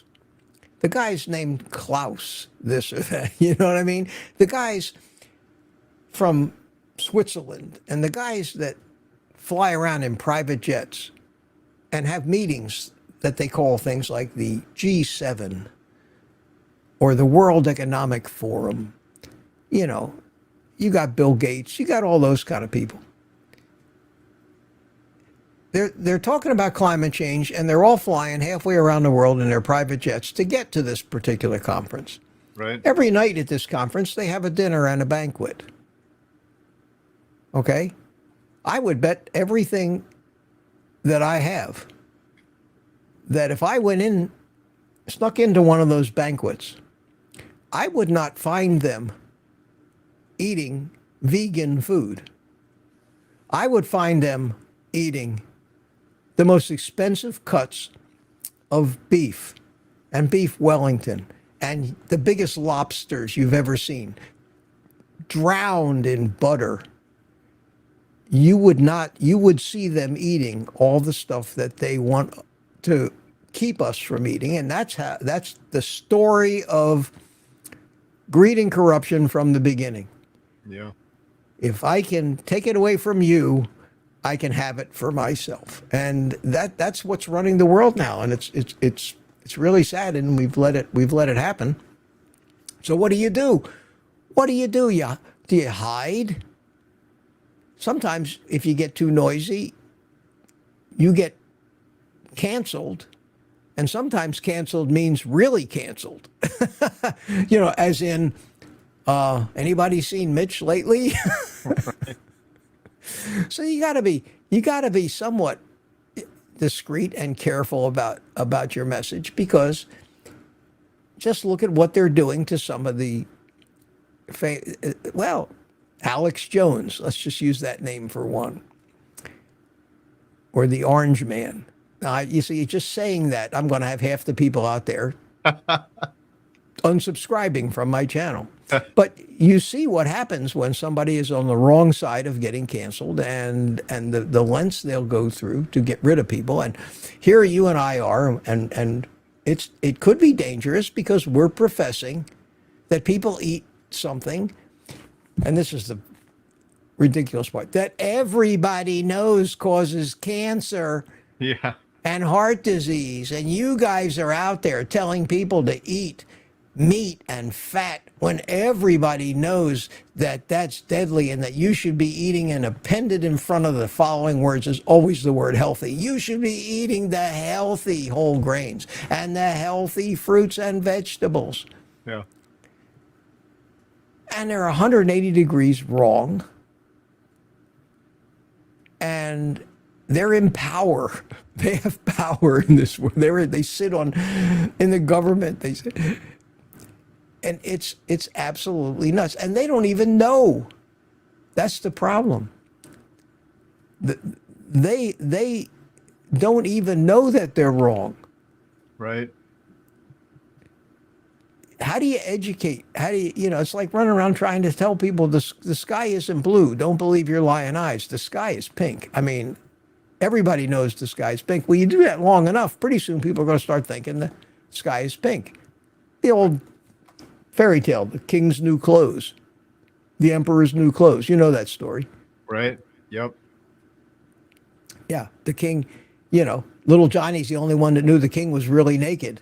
Everybody else was convinced the king had all these beautiful new clothes, and so everybody had to go along with that. And when they were asked what they thought of the king's new clothes, they had to say, "Oh, they're beautiful. They're the finest things I've ever seen." Little Johnny goes, "But he's naked." People are influenced, especially if there's some kind of retribution or fear. So we're stuck with that. We're stuck with that, and it does get frustrating, because, like you said, and only two YouTubers can really get together and talk about the comments that we get and have a deep understanding of the lunacy and the cruelty that some of these people are able to put in writing on somebody's channel that they don't even know. Yeah. Oh, it's crazy. I've gotten better at it. I don't know how you handle it now. I can't remember if I told you this before. If I get just a real crazy one, I used to be so tempted. Like, I got to say something back. A lot of times I'll get these ones, Mitch, they're like an essay. It's like a book. It's like 1,000 words or something. And I'll just write back, and it's got to be lowercase. I'll just put the letter K, and that's it. Well, that's one of the problems. You have a feed from YouTube that shows you the comments on your videos that you haven't answered. Yeah. But it doesn't show you comments that were a reply to a reply or in a thread on another comment. It only shows you the comments on the actual video itself. But it does send you an email. And I don't know how many you get a day, but I get a ton of them every day. Yeah. And it says, so-and-so commented on your comment on so-and-so's comment. And you have to go into you have to hit reply, and it opens up the video, whatever video it happened to be, and then you got to go sleuth it out. And I was doing that, and I finally decided I can't do that anymore. It takes too much time. Right. Hundreds of them every day. Where was I going with this? I had a point I was trying to make, but what's that? The crazy commenters. Yeah. So, I just stopped with that, and I just told people, I said, look, I can't be digging through threads in 3-month-old videos trying to find where you said thank you, Mitch, so I could say you're welcome. Right. But we get the feeds. We get the feeds of these things, And we have to get them out of our feed. This is what I was trying to say. To get them out of our feed so they don't keep showing up, you either have to give it a heart where it says, and they get a notification that says, Homesteadhow loves your comment. Yeah. And I'll be damned if I'm going to let that happen with some of these comments. Or you have to type a reply. Right. So I started finally doing what you just said. One letter. Okay. That's Okay. great. Okay. Because some of these, it'll be like an essay that they've researched and they're quoting things and they spent like 2 hours writing. Yeah. I'm just like, okay, next. Yeah, I call them novellas. I say these people write me novellas, and then if I don't read, I had one that was like 4 complete pages on my cell phone of comment, and in that was like 20 or 30 questions, one after another, like a machine gun. What do you do about this? And then what happens with that? And then and not questions about how anything productive. They wanted me to defend my practices and what I do. In other words, it was accusatory questions. How do you live with yourself when you do this? How do you get away with saying that? And then when I basically didn't answer it, I got another nasty comment. How dare you not answer, or how dare you ignore me? Well, that's when that's when I discovered the hide the user from the channel button. Yeah. And I hate to do that. I do. But sometimes you just got to get rid of these people. I don't know. I don't know. It's not a very good essay on the human race at how at people's behavior. And I've noticed, I don't know about you, but the behavior is getting worse everywhere. And I attribute that to malnutrition. That's the only thing I think of, and the fact that people are literally losing their minds Yeah. to malnutrition. Yeah, 100%. That brain fog, stupor. Yeah. Well, speaking of comments, it looks like we got a couple. Let's see here real quick. You mind taking a few questions, Mitch? No, sure. I've been trying to keep up with it. I got both chats going. The one from your channel over here, the one nice. from my channel over here. We got a couple new members. Victoria, Gracie, Joanna, Ronald. Thank you so much. Lisa had a question. I think earlier you were talking about a carbon steel pan. What's a carbon steel pan? Okay. A carbon steel pan is made out of carbon steel. There's aluminum pans, there's cast iron pans, there's stainless steel pans, and there's pans made out of steel that has high carbon in it. A carbon steel pan is a little bit lighter than one of these big heavy cast iron pans, but still very heavy, but very smooth. Not rough like cast iron, because it's not cast. It's made stamped from sheets of carbon steel. And high carbon steel holds heat very well. The downside to it is if you put it out in the rain, it would rust, so would a cast iron pan. But these things turned out to be very good for cooking. Tremendous for cooking, because they get hot in a hurry and they hold heat incredibly well, as good as a cast iron pan. Half as heavy, but still very, very, very heavy. And you have to treat them and keep them like you do cast iron. You have to season them, which puts a polymerized coating.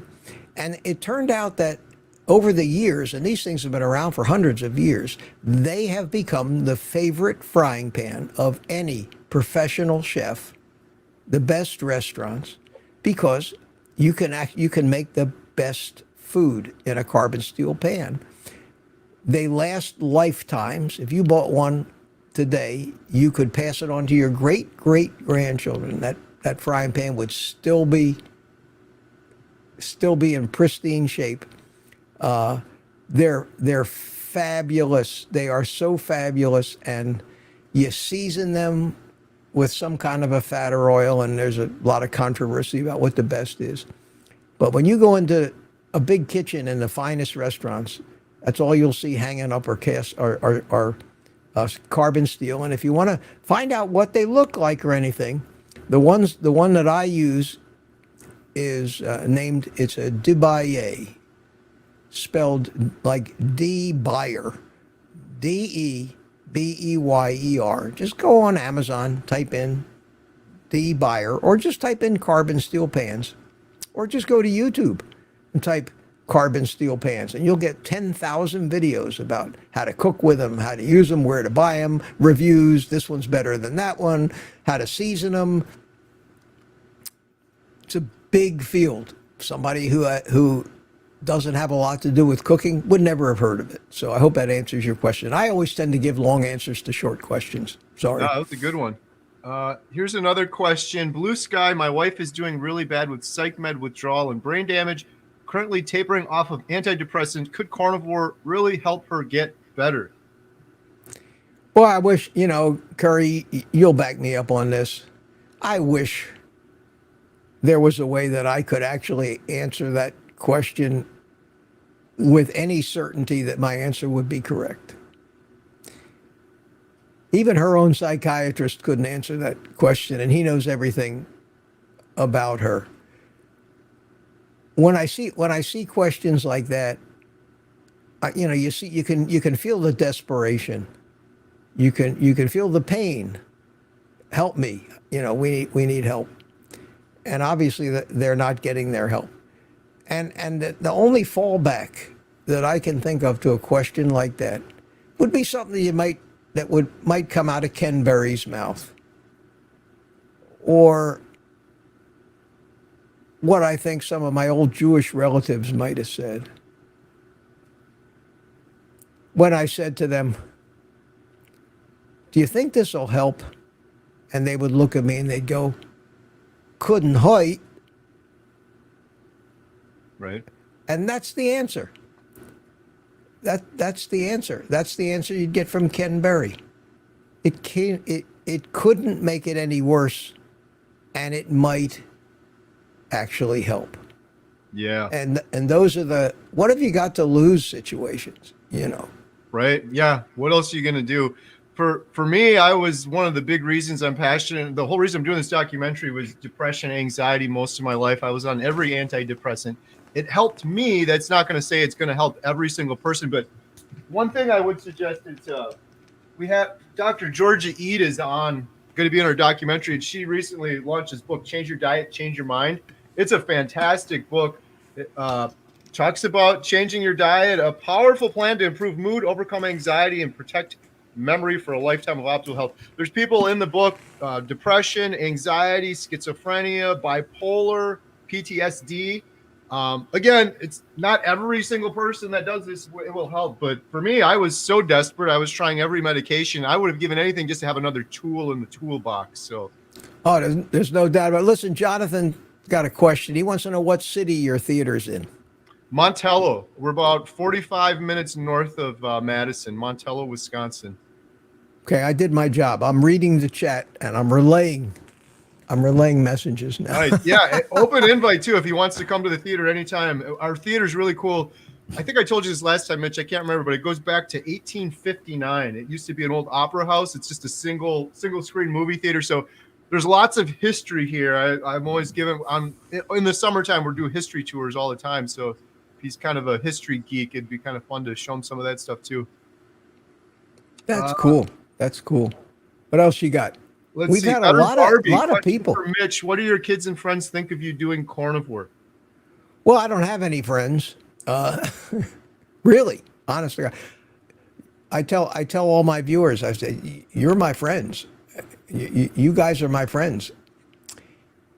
I don't have anything in common with most people. Anybody that knows me what an oddball I am, and my interests are way out of the league of what most people are normally interested in. And not that I'm any better than them. I'm just not interested in getting drunk and sitting around eating all the time and going to doctors. And that's, I live in a retirement community, and 95% of the people in here are on the way out. And most of them are 10, 15 years younger than me. It's sad. I can't talk to not a single one of them about carnivore because they don't want to hear it. They don't want to hear it. They think I'm crazy. All my friends that I did have in life are dead. I've got two kids who are in their early 50s, and they're both struggling with overweight and addiction.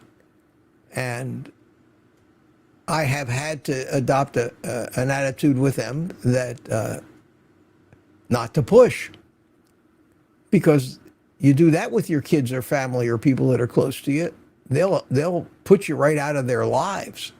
They're, when you start hearing things from your kids like, look, Pop, I already know all that. You got to stop. And I have stopped with both of them because I have great relationship with my children, and I don't want to, I certainly don't want to do that. They both know what needs to be done. That's just it. Just having the knowledge to do carnivore is the easy part. Anybody can repeat after me. Eat meat. Okay, good. You now know how to do carnivore. That's it. It's getting past all of the psychological pain of giving up everything that in life that you think that gives you pleasure. And since the eating is attached to virtually every other thing we do for pleasure and entertainment, it's scary. It's scary to give that up, don't you think? It's scary when you tell people, you probably might not be able to go to too many ball games, or even if you go to the movies, all you're going to do is smell popcorn. Everybody around you is going to be eating candy, and you'll hear rustling cellophane, and you're going to smell the popcorn. They're going to be slurping down 20-ounce drinks full of sugar. You're going to want to watch the movies at home, and then the commercials come on. Get you either way. Everything revolves around food. You almost have to be, until you get over your addiction, until you've reached a point where there's just, you're unshakable now. You're disgusted by the thought of it. You feel sorry for the people doing the stuff that you used to die to do. You almost have to stay home and be by yourself and get rid of your family if they won't go along with you, because they're going to sabotage you. And it makes it so hard. And that's why I was so fortunate to live alone and not have to, because that's the problem with my kids. My daughter desperately wants to be carnivore. Her family, her husband and son are constant, not that they don't love her, but they don't think. So they'll go out to dinner, and what does her husband do? They'll order dessert and eat it right in cheesecake or whatever, and eat it right in front of her. She can't. That's it. It's maddening to those of us that know that if you can finally just get into it, it'll work for you. And I don't want to, I told both my kids at one point, I said, please don't make me cry at your funerals. Mm. I mean, how do you make a more emotional plea to your children to do something that they need to do because the path that they're on is going to make that a reality? Mm. And even that level of an appeal is not enough to overcome the power of their addictions. And when I see things like that happen, that's what convinced me exactly the magnitude of this problem that we have, trying to figure out different ways to make people understand that it is a problem, because right now nobody even categorizes carbohydrates and sugars in the same breath as alcohol, heroin, nicotine, caffeine, or any of the other drugs. And yet it's the strongest addiction of all of them. Maybe all of them combined. I don't know. That's depressing. Yeah. Come on, Kerry, cheer me up, man. Tell a joke. Well, just to go dark for another second, I had the same conversation. I had the same conversation with my wife. Don't make me cry at your funeral. I thought we were going to grow old together. She, thankfully, today's day 99 carnivore for her, but it took I'm gonna bring this back to Happy. It took her over a year before she decided. She started carnivore a long time ago. She fell off. It didn't work out. I never thought she would have done it again. So hoping for your children, Mitch. You planted a seed. Maybe they'll come around. Maybe they'll surprise you. I never would have thought my wife would have done it again. And she's, like I said, one day shy of 100 days right now. So who knows what'll happen? Hopefully, My son does pretty good most of the time, but I don't want to talk about this, but there are reasons why his family has habits that he keeps getting dragged into, and but he knows. I can't. There's nothing I could tell him. He knows. Listen, I'm his father. I've been harping on him for years and years and years. So and he's a smart kid. He definitely knows. My daughter is just a helpless carb addict. Helpless. And she desperately wants to do it. Every couple of weeks she starts it again. But something happens and doesn't take much to trigger her. But she's at a point now where all I can do is help her if she asks for it. right. And there's nothing else I can do. Otherwise, I'll alienate her. She will refuse to answer the phone because that just makes it harder. She knows that I have. It's not like she thinks I don't have her interests at heart. She knows that. But anyway, I'm not the only one that's facing that issue. I think most of us that finally figure this out end up being an island in a sea full of people that think we're out of our friggin' minds. I mean, and we joke about it, but it's a sad truth because it so goes against everything that everybody else now considers the truth and conventional wisdom. Right. It's good if you can get through without doubting yourself sometimes. Yeah, for sure. All right. Yeah. He asks, what is Mitch's favorite cut of beef, and how does he prepare it? Oh, I'm pretty much in there with everybody else. Give me a good ribeye with a big back cap on it. I like, my favorite way to cook it is sous vide. I sous vide the thing for 2 hours at 128 degrees, and that's medium rare. And I sear it in butter in a 500 plus degree carbon steel pan for about a minute aside. And Get me hungry. oh man, that's my favorite. That's my favorite cut of beef. I like burger. I only really eat steak 2 to 3 times a week. My mainstay is bacon and eggs. Yep. I buy the Wright's bacon at Sam's Club, that extra thick stuff. Yeah. Yep. Hickory smoked. And I eat 4 to 5 slices, depending on how big they are a day, about a half a pound of bacon and 5 or 6 eggs. Okay. Every day, 6 days a week. 1 day a week, I may eat something. I may skip the bacon and eggs and eat something else, eat some fish or chicken wings or something instead. And I eat beef every day. But I alternate like a steak and ground beef. So most days I'll have bacon and eggs and either steak or ground beef. And I'm perfectly happy with that. And it tastes fabulous to me. And it's satisfying and delicious to me. And I don't get bored with it. And this is something that carnivores tell you, but regular people just can't believe. How can you live eating the same thing every day? Well, we're built to live that way. We're supposed to live that way. When the caveman came home, honey, what's for dinner? She didn't give him a menu of 37 different things. She hit him over the head and said, what do you think's for dinner? The same animal we had every night last week. That's right. it. This is your food. We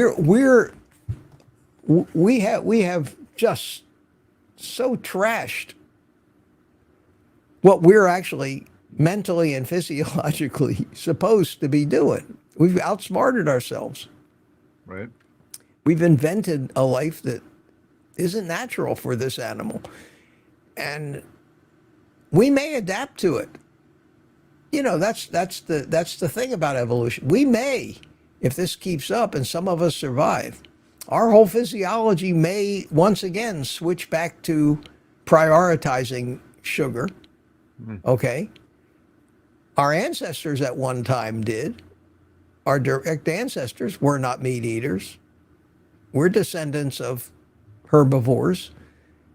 It took millions of years for our physiology to change to become carnivores because that's what was available to keep us alive. When it gets to the point where there's only sugar available to keep us alive, a certain group of humans will probably if they can manage to survive for hundreds of thousands of years or million years, the pathways that work better metabolizing sugar will make changes, and we might become herbivores again. Nothing is written in stone. It's like people telling you what's normal sea level. What's normal for sea level? They keep telling us, oh, the sea level's going to rise. Well, I got news for you. 15,000 years ago, the sea level was hundreds of feet lower than it is now because all the water was tied up in an ice cap during the last ice age. And as that ice cap is melting, as we come out of that ice age, and you can blame it on any man-made climate nonsense you want, but we are coming out of an ice age. And you know, the only thing that can happen when you come out of an ice age is things warm up some. The oceans that water is going to go back into the oceans. The sea level in 100,000 years may be 100 feet higher than it is now. So if you look at the sea level from 100,000 years ago to 100,000 years in the future, you pick the place along that curve that you tell me is normal. There is no normal. There is only right now because everything is changing. And so is the physiology of the living things on this planet, constantly adapting. It happens so slowly and takes so long, and we as humans don't have comprehension of those lengths of time for that much to happen, that it seems impossible to us. We only know that 10 years ago,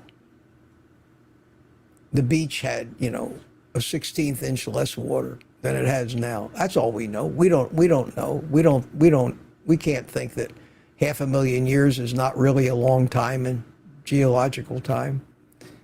That's why I've been so fascinated. That's why I study all this history and all this evolutionary science and geological history. I love what I've learned. It's tremendous.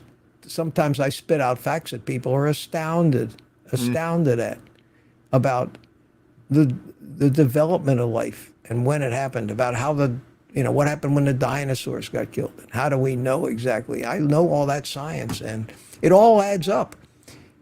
And it all leads to the fact that carnivore is the way, according to Ken Berry. That's his saying. Carnivore is the way. Carnivore is the way. Hey, we got D's gifted 5 Old Guy Carnivore memberships. That's awesome. Yeah, that's David. Thank you, David. I appreciate that. Very nice of you.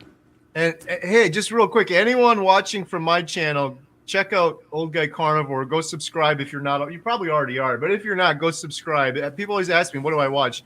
I watch Old Guy I've been watching you this whole time. So I'm a fan. I watch Old Guy great. Carnivore. We have a shared friend, Kent Carnivore, Lee Copus. I watch Lee is great. Lee he's a sweetheart too. And I couldn't even, it'll probably take me a couple hours to list the rest of the stuff I watch, but I watch a lot of YouTube, but definitely would recommend watching Old Guy Carnivore for sure.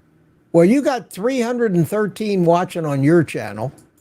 Nice. I've got 186 watching on mine. Not bad for a little shit like me. It's awesome. I just hit 33,000 subscribers today. Nice. Congratulations. Yeah. And, but I got a great base group of people. These people have become my great friends. I have the little private community. We get together on Thursday night on a private live stream. I give them links. They all come in. Nice. Just great people. And we're going to have to put a meetup together. Yeah. Where we all get together. At least. Have you done any meetups yet, Mitch? No, the closest I came to a meetup was a year ago in Orlando when I went to the Keto Summit. Okay. And I'm going to go again this year in August. Ken Berry was there last year. I just went to the one in Austin, Hack Your Health. It was my Oh, first. yeah? Well, I've done a couple meetups, but that was my first conference meetup, and I'm hooked. Like you were saying earlier, we're living in a world with people addicted to sugar, and we're the weird ones. But when you go to a group like that, and it's all like-minded individuals, carnivore, and there's that energy. Carnivores have this energy. I don't know what it is, but second chance at life. I don't know what it is, but there's some crazy energy there. When you get in a group with all those people, I left there. I was like, I want to do this like every weekend. More meetups, more meetups, more meetups for sure. I think Hack Your Health is in Tampa next year. Oh, So- I'd go if it was in Tampa, I'd go. I'm going to Orlando. It's the first week in August this year. Ken Berry's not going to be there this year. He's pulling back from a lot of these things. But I met Annette Bosworth there last year, and I had just started my carnivore YouTube thing. I had one video out, and I went there, and I ran into Ken Berry and Nisha, okay? And I corralled him and introduced myself. And I told him, the first question out of my mouth to him was, does the world need one more carnivore YouTuber? And he spent some time convincing me that yes, I needed to do this. And he left a comment on my first video. Wait, can I guess? What? Carnivore is the way. Exactly. Yeah. And Awesome. I pinned it. Carnivore's the way. He didn't subscribe though. I'll kill him when I see him. But he has since left comments on my videos, and a couple months ago, he and Nisha gave me a shout out on their Monday night live stream, and it shocked the pants off me. Do you remember that? Did you see that? I didn't see that. No, that's awesome though. They were talking about older people going on carnivore, and Nisha says, "Well, what about old man carnivore?" She got the name wrong, but what about old man carnivore? Mitch. And Ken, oh yeah, he's great. And she goes, I just love him. She says, Nice. I said, wow. And then Ken says, yeah, but watch out. He'll tell you exactly what he thinks. He ain't a skier. He says, he ain't a scared. He'll tell you exactly. I got the biggest kick out of that. So I talked about it. I talked about it on my walk a couple of days later about my big shout out but something, I've never communicated with him. I've never emailed any of these guys. I've never talked to Chafee or Ken or Sean Baker or Ken Berry. I just figure if they think I can help them, or they want to include me in something, like even old people can do whatever, I'll do anything for those guys, but I'm not going to chase them. Right. For the benefit of my own channel. You know what I mean? I just don't want to do that. And I respect the hell out of him. And after you and we got along so great, at least 6-7 months ago. And the fact that we lost touch and haven't even communicated until now again just shows you that even when you meet people that could become best friends, this life that we're living of doing the YouTube stuff is so hectic and so busy and so distracting that every day the next really important thing seems to always come along. And I can imagine how busy. I keep saying, shit, one of these days I ought to just come up there and see you up there where you are. Anytime. And Hey, it just never we got happens. a little Airbnb on our property too, so I got a place for you to stay. You can come, come to the movie theater. That'd be cool. Seriously, I mean that. I'm not just talking. You have an open invite anytime. Thank you. I'd love to do that. I'd even drive up, because I haven't been on a long road trip, and I like these. Although I don't know anymore. It's so aggravating to drive in. Right. Well, but we're doing. I think in October we're trying to put together the next like meetup too. So I'll definitely tell you about that if we do it. But that'd be cool too. Doing a big carnivore meetup in Wisconsin here at some point. But yeah, I can't believe it's been 6 months. The YouTube thing has been busy, but I talk about the documentary. We filmed 26 people, and that's what's really been taking a toll on me, because, like, I don't know, people don't know this, but the whole documentary is a passion project. I'm never going to make a penny off of it. We've brought in a bunch of donations. All the donations have been going to travel and filming. So I still have a full-time job. So I have my full-time job, still trying to do YouTube, keep the momentum going. I enjoy doing it. It's keeping excitement going for the documentary. But then on top of it, the documentary. So it's been a whirlwind, crazy last couple months for sure. I barely keeping my head above water. But I imagine. Well, you're doing great, man. And how much longer do you think before it's finished? It's a question I get asked a lot. The tricky part is this. Initially, when we set out, like with Bill Knott, we're going to film these people for 1 year. And Bill is coming up on 1 year in August. But there's other individuals. And then since then, we have found several people. We filmed 26 people. We found several people that have already completed a year, and they've documented it really well. They've got before and after pictures and videos that they can present a good argument. So long story short, we're hoping for like summer of next year, optimistically speaking. The tricky part with answering that is so many people are coming out of the woodwork that have these incredible stories. Like I never thought we would have cancer in this. And then I met Jeff DeProsperous. He has stage 4 cancer. He's absolutely thriving as a carnivore. Absolutely. Energizer bunny. The guy's got so much energy. So people keep coming out of the woodwork. So I always hesitate to give a firm date, but that's what we're aiming for. But after what we just filmed in Austin, we filmed 14 people there, bringing the total to 26. And looking at it all, I'm like, we should just let's go. Let's just start editing and be done with it. But there's so many more stories coming up. There's a couple gaps. Is the reason I'm hesitating is type 2 diabetes. We have examples for all these different health types: obesity, depression, anxiety, heart disease. Type 2 diabetes, we're still trying to get some really good stories filmed for that. That's a big one. And then women's health, fertility. So anyone watching, if you've got an incredible story overcoming type 2 diabetes or fertility issues, let me know. Anyone can email me anytime, homesteadhow@gmail.com. But those are the ones we're still trying to wrap up. Next month, I'm filming Dr. Ovadia in Chicago. Oh, no kidding. Okay. Yeah, I'm looking forward to that. Because one other big thing, just real quick, Mitch, since we spoke 6 months ago, one of my biggest issues besides depression and anxiety was I had an irregular heartbeat since birth, and I had congestive heart failure. My ejection fraction was, this is all in my medical records too, by the way. My ejection fraction was 44. Well, Wow. on Carnivore, I felt so much better. I finally went in about 2 months ago to get everything tested, and my irregular heartbeat that I had since birth is normal, which is just crazy to me. This is all in my medical records.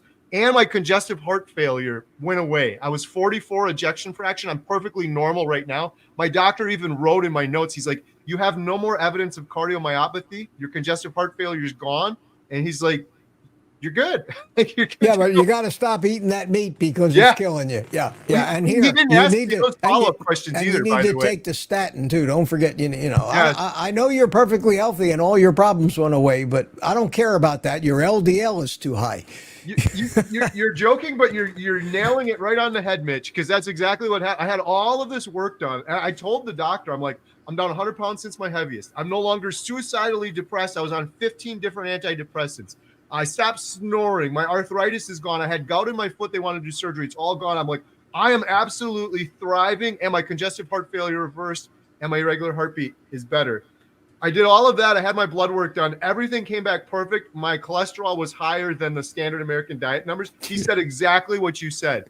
Yeah. You should go back on a regular diet, he said. Yeah, because I'm a little concerned. And I hear that story in comments every day. Yeah. People are besides themselves. And the more we learn about LDL and the more we listen to guys like Ben Bickman and David Diamond and those guys that just, Malcolm Kendrick, I'm talking about. These guys know, they are experts. They know stuff that these other doctors never dreamt of. And even the new guys like Nick Norwitz, Yeah. with the Oreo cookie beating the statins in lowering your cholesterol. It was a not a joke, but it was funny as hell. Their theory of the lipid energy model, him and Dave Feldman, and I had an opportunity in Orlando last year to sit down with Dave Feldman, and we talked for probably a total of a couple of hours about all the the citizen science study, that he's doing all the cholesterol work that he's doing. He's a tremendous guy, and he's hooked up with Nick Norwitz, and they're doing the lean mass hyper-responder stuff right now, dealing with these people who have LDLs of 500, 600, 700, that have no coronary plaque, no buildup, no nothing, healthiest people on the planet Earth. And even these guys go to their doctors, and their doctors say, I'm really concerned about your high LDL, and I think you should be taking a statin. And they can explain exactly why our cholesterol is so high, why it's so predictably high. We're burning fat. We're trafficking fat around the body. LDL is not even cholesterol. Mm-hmm. LDL is a lipoprotein that carries cholesterol as well as other things. They have got it so screwed up and so wrong, all because of one Ansel Keys, who back in the 50s came up with the diet hard hypothesis that saturated fat and red meat is what's causing people to have heart attacks. Back in the day when they weren't having any heart attacks. Right. Dwight Eisenhower had a heart attack because he smoked like 4 or 5 packs a day, but that got everybody upset and opened the door for the opportunists to come in and with their brought to you by the sugar industry message. And here we are. And reality doesn't even play a part in what people believe anymore.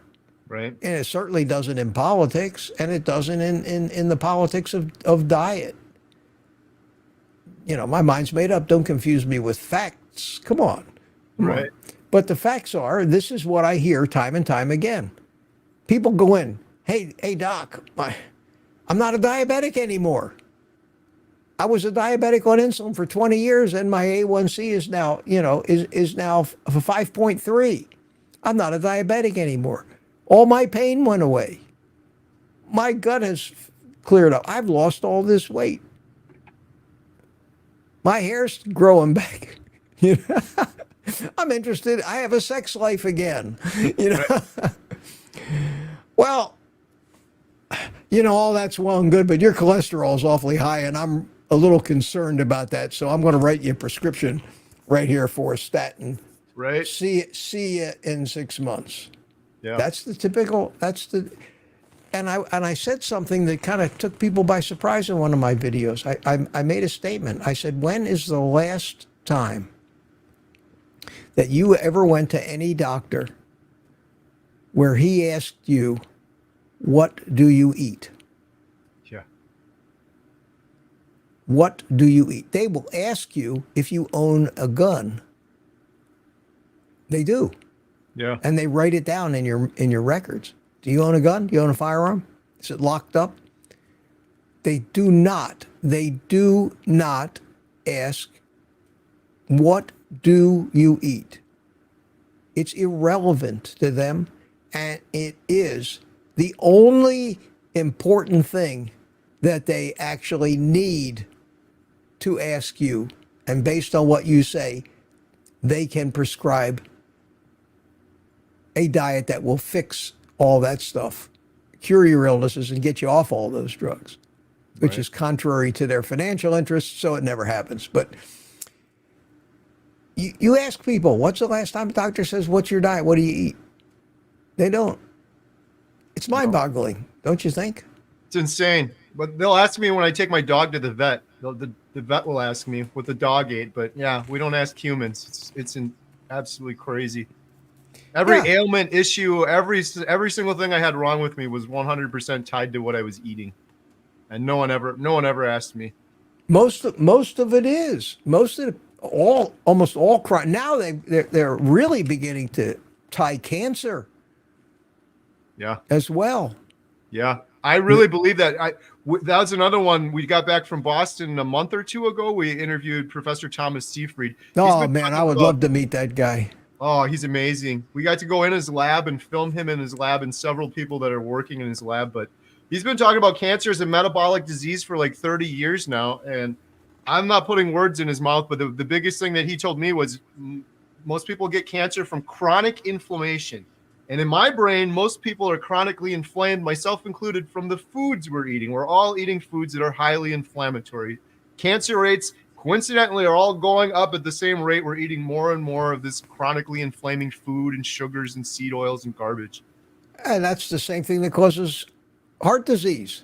Yeah.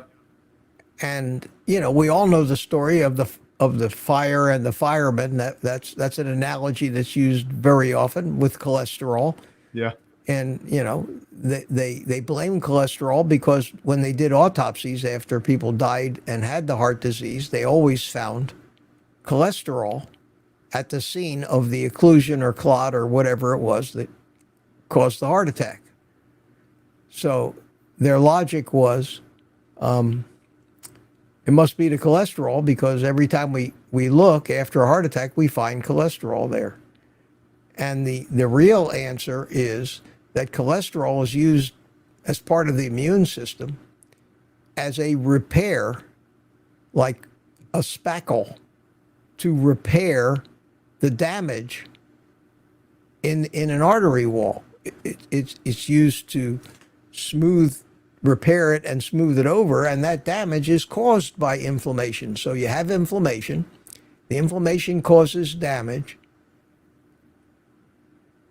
The body sends the cholesterol to the site to fix it.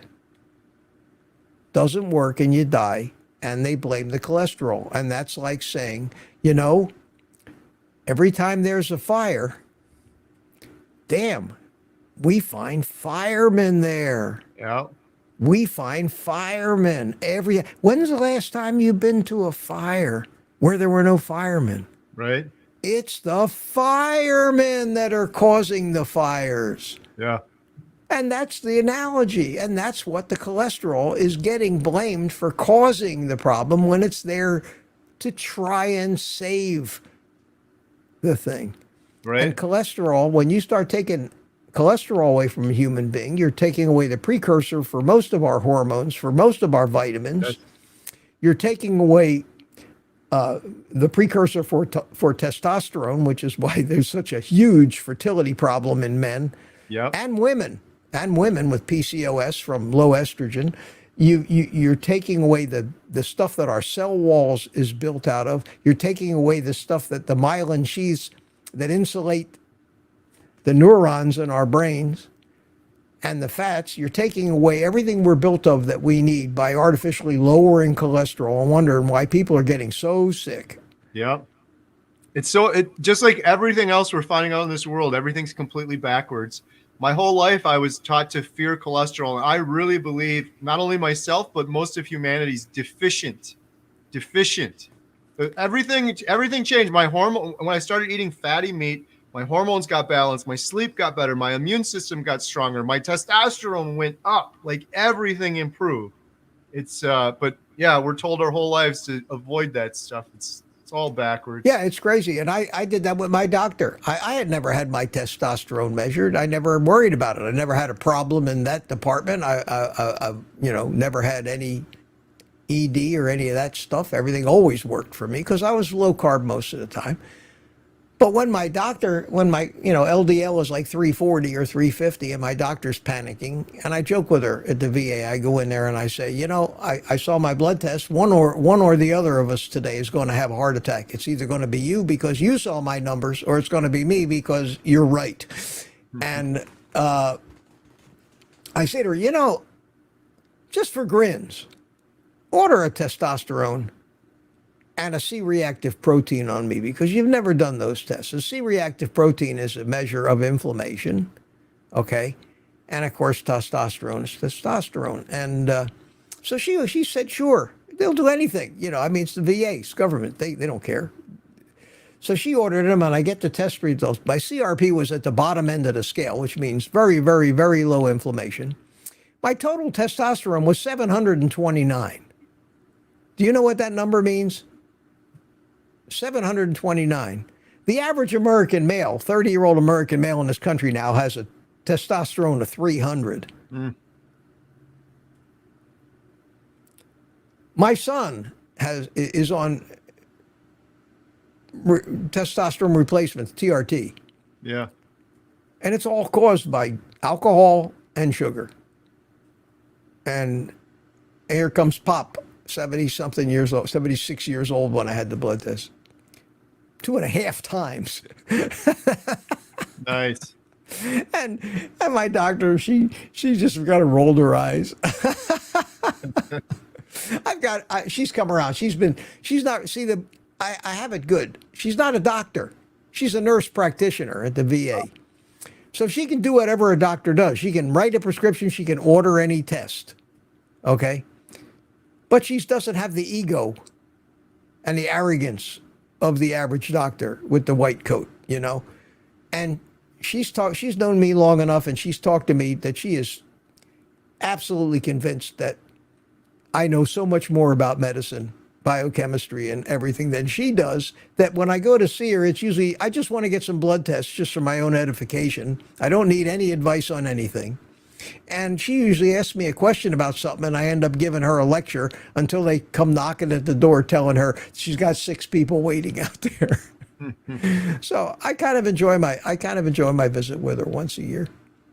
Nice. Once a year. And sadly, here's the thing, sadly, I know she's not watching this because I wouldn't want to hurt her feelings. But sadly, when I first saw her about 8 years ago, I thought she was probably in her early 40s, and I thought she was just hot as hell. I thought she was really good looking. She was a nice body. I was, not that anything would have happened, but I found her incredibly attractive. The last time that I was in there to see her, she is probably 50 pounds heavier than she was the first time, and she looks like a 60-year-old. And I found her completely unattractive in 8 years. And that's sad. Yeah. That's sad because I keep telling her, she keeps, every year I go in there, I get better and better and seemingly younger. And I keep telling her what I'm doing, and they still all think I'm crazy. They still all think, what are you going to do? Right. You know what time it is there, buddy? We've been at this for 2 hours and 15 minutes. Yeah, I got to wrap it up too. I got to get home and got to make some steaks. I think we got 2 more quick ones here. Kerry, huge fan of yours. We'd love to have you on the podcast. Sure, shoot me an email, homesteadhow@gmail.com. And then we got Boyd. I think it's free or a discount if you're a veteran. You're talking about the movie theater. Veterans are free forever at Montello Theater. My wife and I started this initiative a couple months ago. Veterans will never pay for a ticket here. You come in, you show your veterans ID, you get a free admission forever for as long as we run it. And then speaking of nurse practitioners, Davina Lang, NP, $10 super chat. Thank you. And then there's one more here. I work in an emergency department, and many of the oncologists, rheumatologists, and primary care physicians are recommending low-carb, heavy meat diet. Wow, that's fabulous. And you're starting to hear more and more and more of that, and that really is great to hear. That really is great to hear. Look, somebody's got to be listening to this stuff, right? Somebody has got to be listening. There are just a ton of people talking about carnivore. Yeah, so it's growing like crazy. It has to. My channel's growing comfortably for me. I'm very, very, pleased with that. I'm working like crazy, but you know what that's like. Right. But it's a passion. It's a passion, and I deeply believe in it. Likewise, too. Well, I've heard, too, recently someone saying that carnivore is trending more popular in terms of search volume on Google Trends than keto lately. I haven't gone to verify that, but I heard someone say that the other day. I thought, wow, that's incredible. So people are searching for it now more than ever. It should. I've probably lost a lot of followers or potential subscribers because I don't advocate for keto in the least bit. Not for a carb addict. Right. And since 90% of the people out there who have a problem are carb addicts. Yep. All keto does is say to an alcoholic, for example, just limit your alcohol Yeah. to like a half an ounce a week, and you'll be Moderate okay. your addiction. Yeah, moderate. You cannot. You have to abstain, and abstain means abstain, and that means zero carbs. And actually, realistically, what's the difference? A Yep. serving of Brussels sprouts and broccoli. Ooh, ugh, you Makes know. me sick thinking about it. Mushy Yeah, broccoli. eat an extra slice. Eat an extra slice of bacon, for God's sakes. You know? Yeah. Thank us. I totally agree. I'm on the same page with that too. I had one video I did like 2 years ago on keto where I was kind of hyping up keto, and I've since removed it because about 3 or 4 months after that video, I gained all my weight back again because I could never maintain keto. I really believe carnivore, as Dr. Berry says, carnivore is the way. And I think he believes it. I think he's in a, I don't want to say touchy situation, but he has to tread carefully because his family Yeah.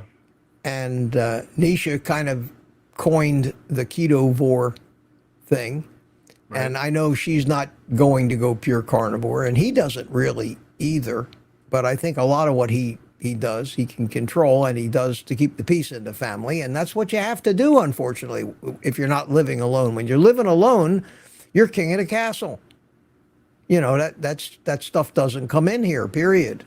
End of story. And sometimes that's the only way some of us, it's why they send people who are drug addicts to institutions and lock them away for 30 days in a program, because you can't get over it if you're out there in the world surrounded by the shit you're addicted to. You just can't do it. So what's different about a sugar addiction is that people don't even consider it a real addiction.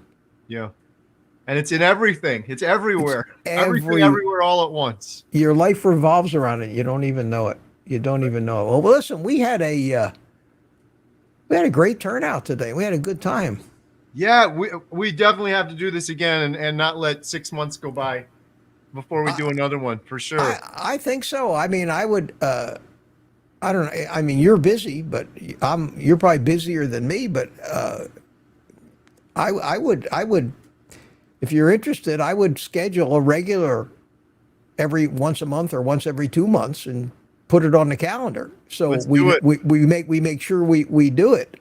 All right, we'll get together and talk about that. But I think that we managed to get a lot of, between the two of us, we get a lot of information out there that I think is good. I think it's good and hopefully helpful. We're on such the same wavelength too. There's so many things you said tonight where I was just thinking the exact same thing, which is pretty awesome. And maybe we do one in the future too. I don't know if with our buddy Lee. I've been meaning to get on with him again too. I absolutely love Lee Copa's Tent Carnivore. Yeah. But we have to do it more often. I mean, because it's so easy to just forget about it. You're every day you're off into some other different direction. Let's definitely do it. Let's put it on the calendar and get another one going. I'm all for it. All right. How often do you want to do these things? I'll put you right on the spot here. I'd say let's do another one in like 2 months. Okay. So let's do it the last Sunday in August. Last Sunday in August. Yes. Whatever that is. I'm going to write down on this high tech. This is a high tech note-taking technology right here. I just did the same thing. Last Sunday. And if the same time works for you, that works it for does. me. Perfect. 5:15, and I'll sit on pins and needles as we're at 5:14. You haven't showed up yet.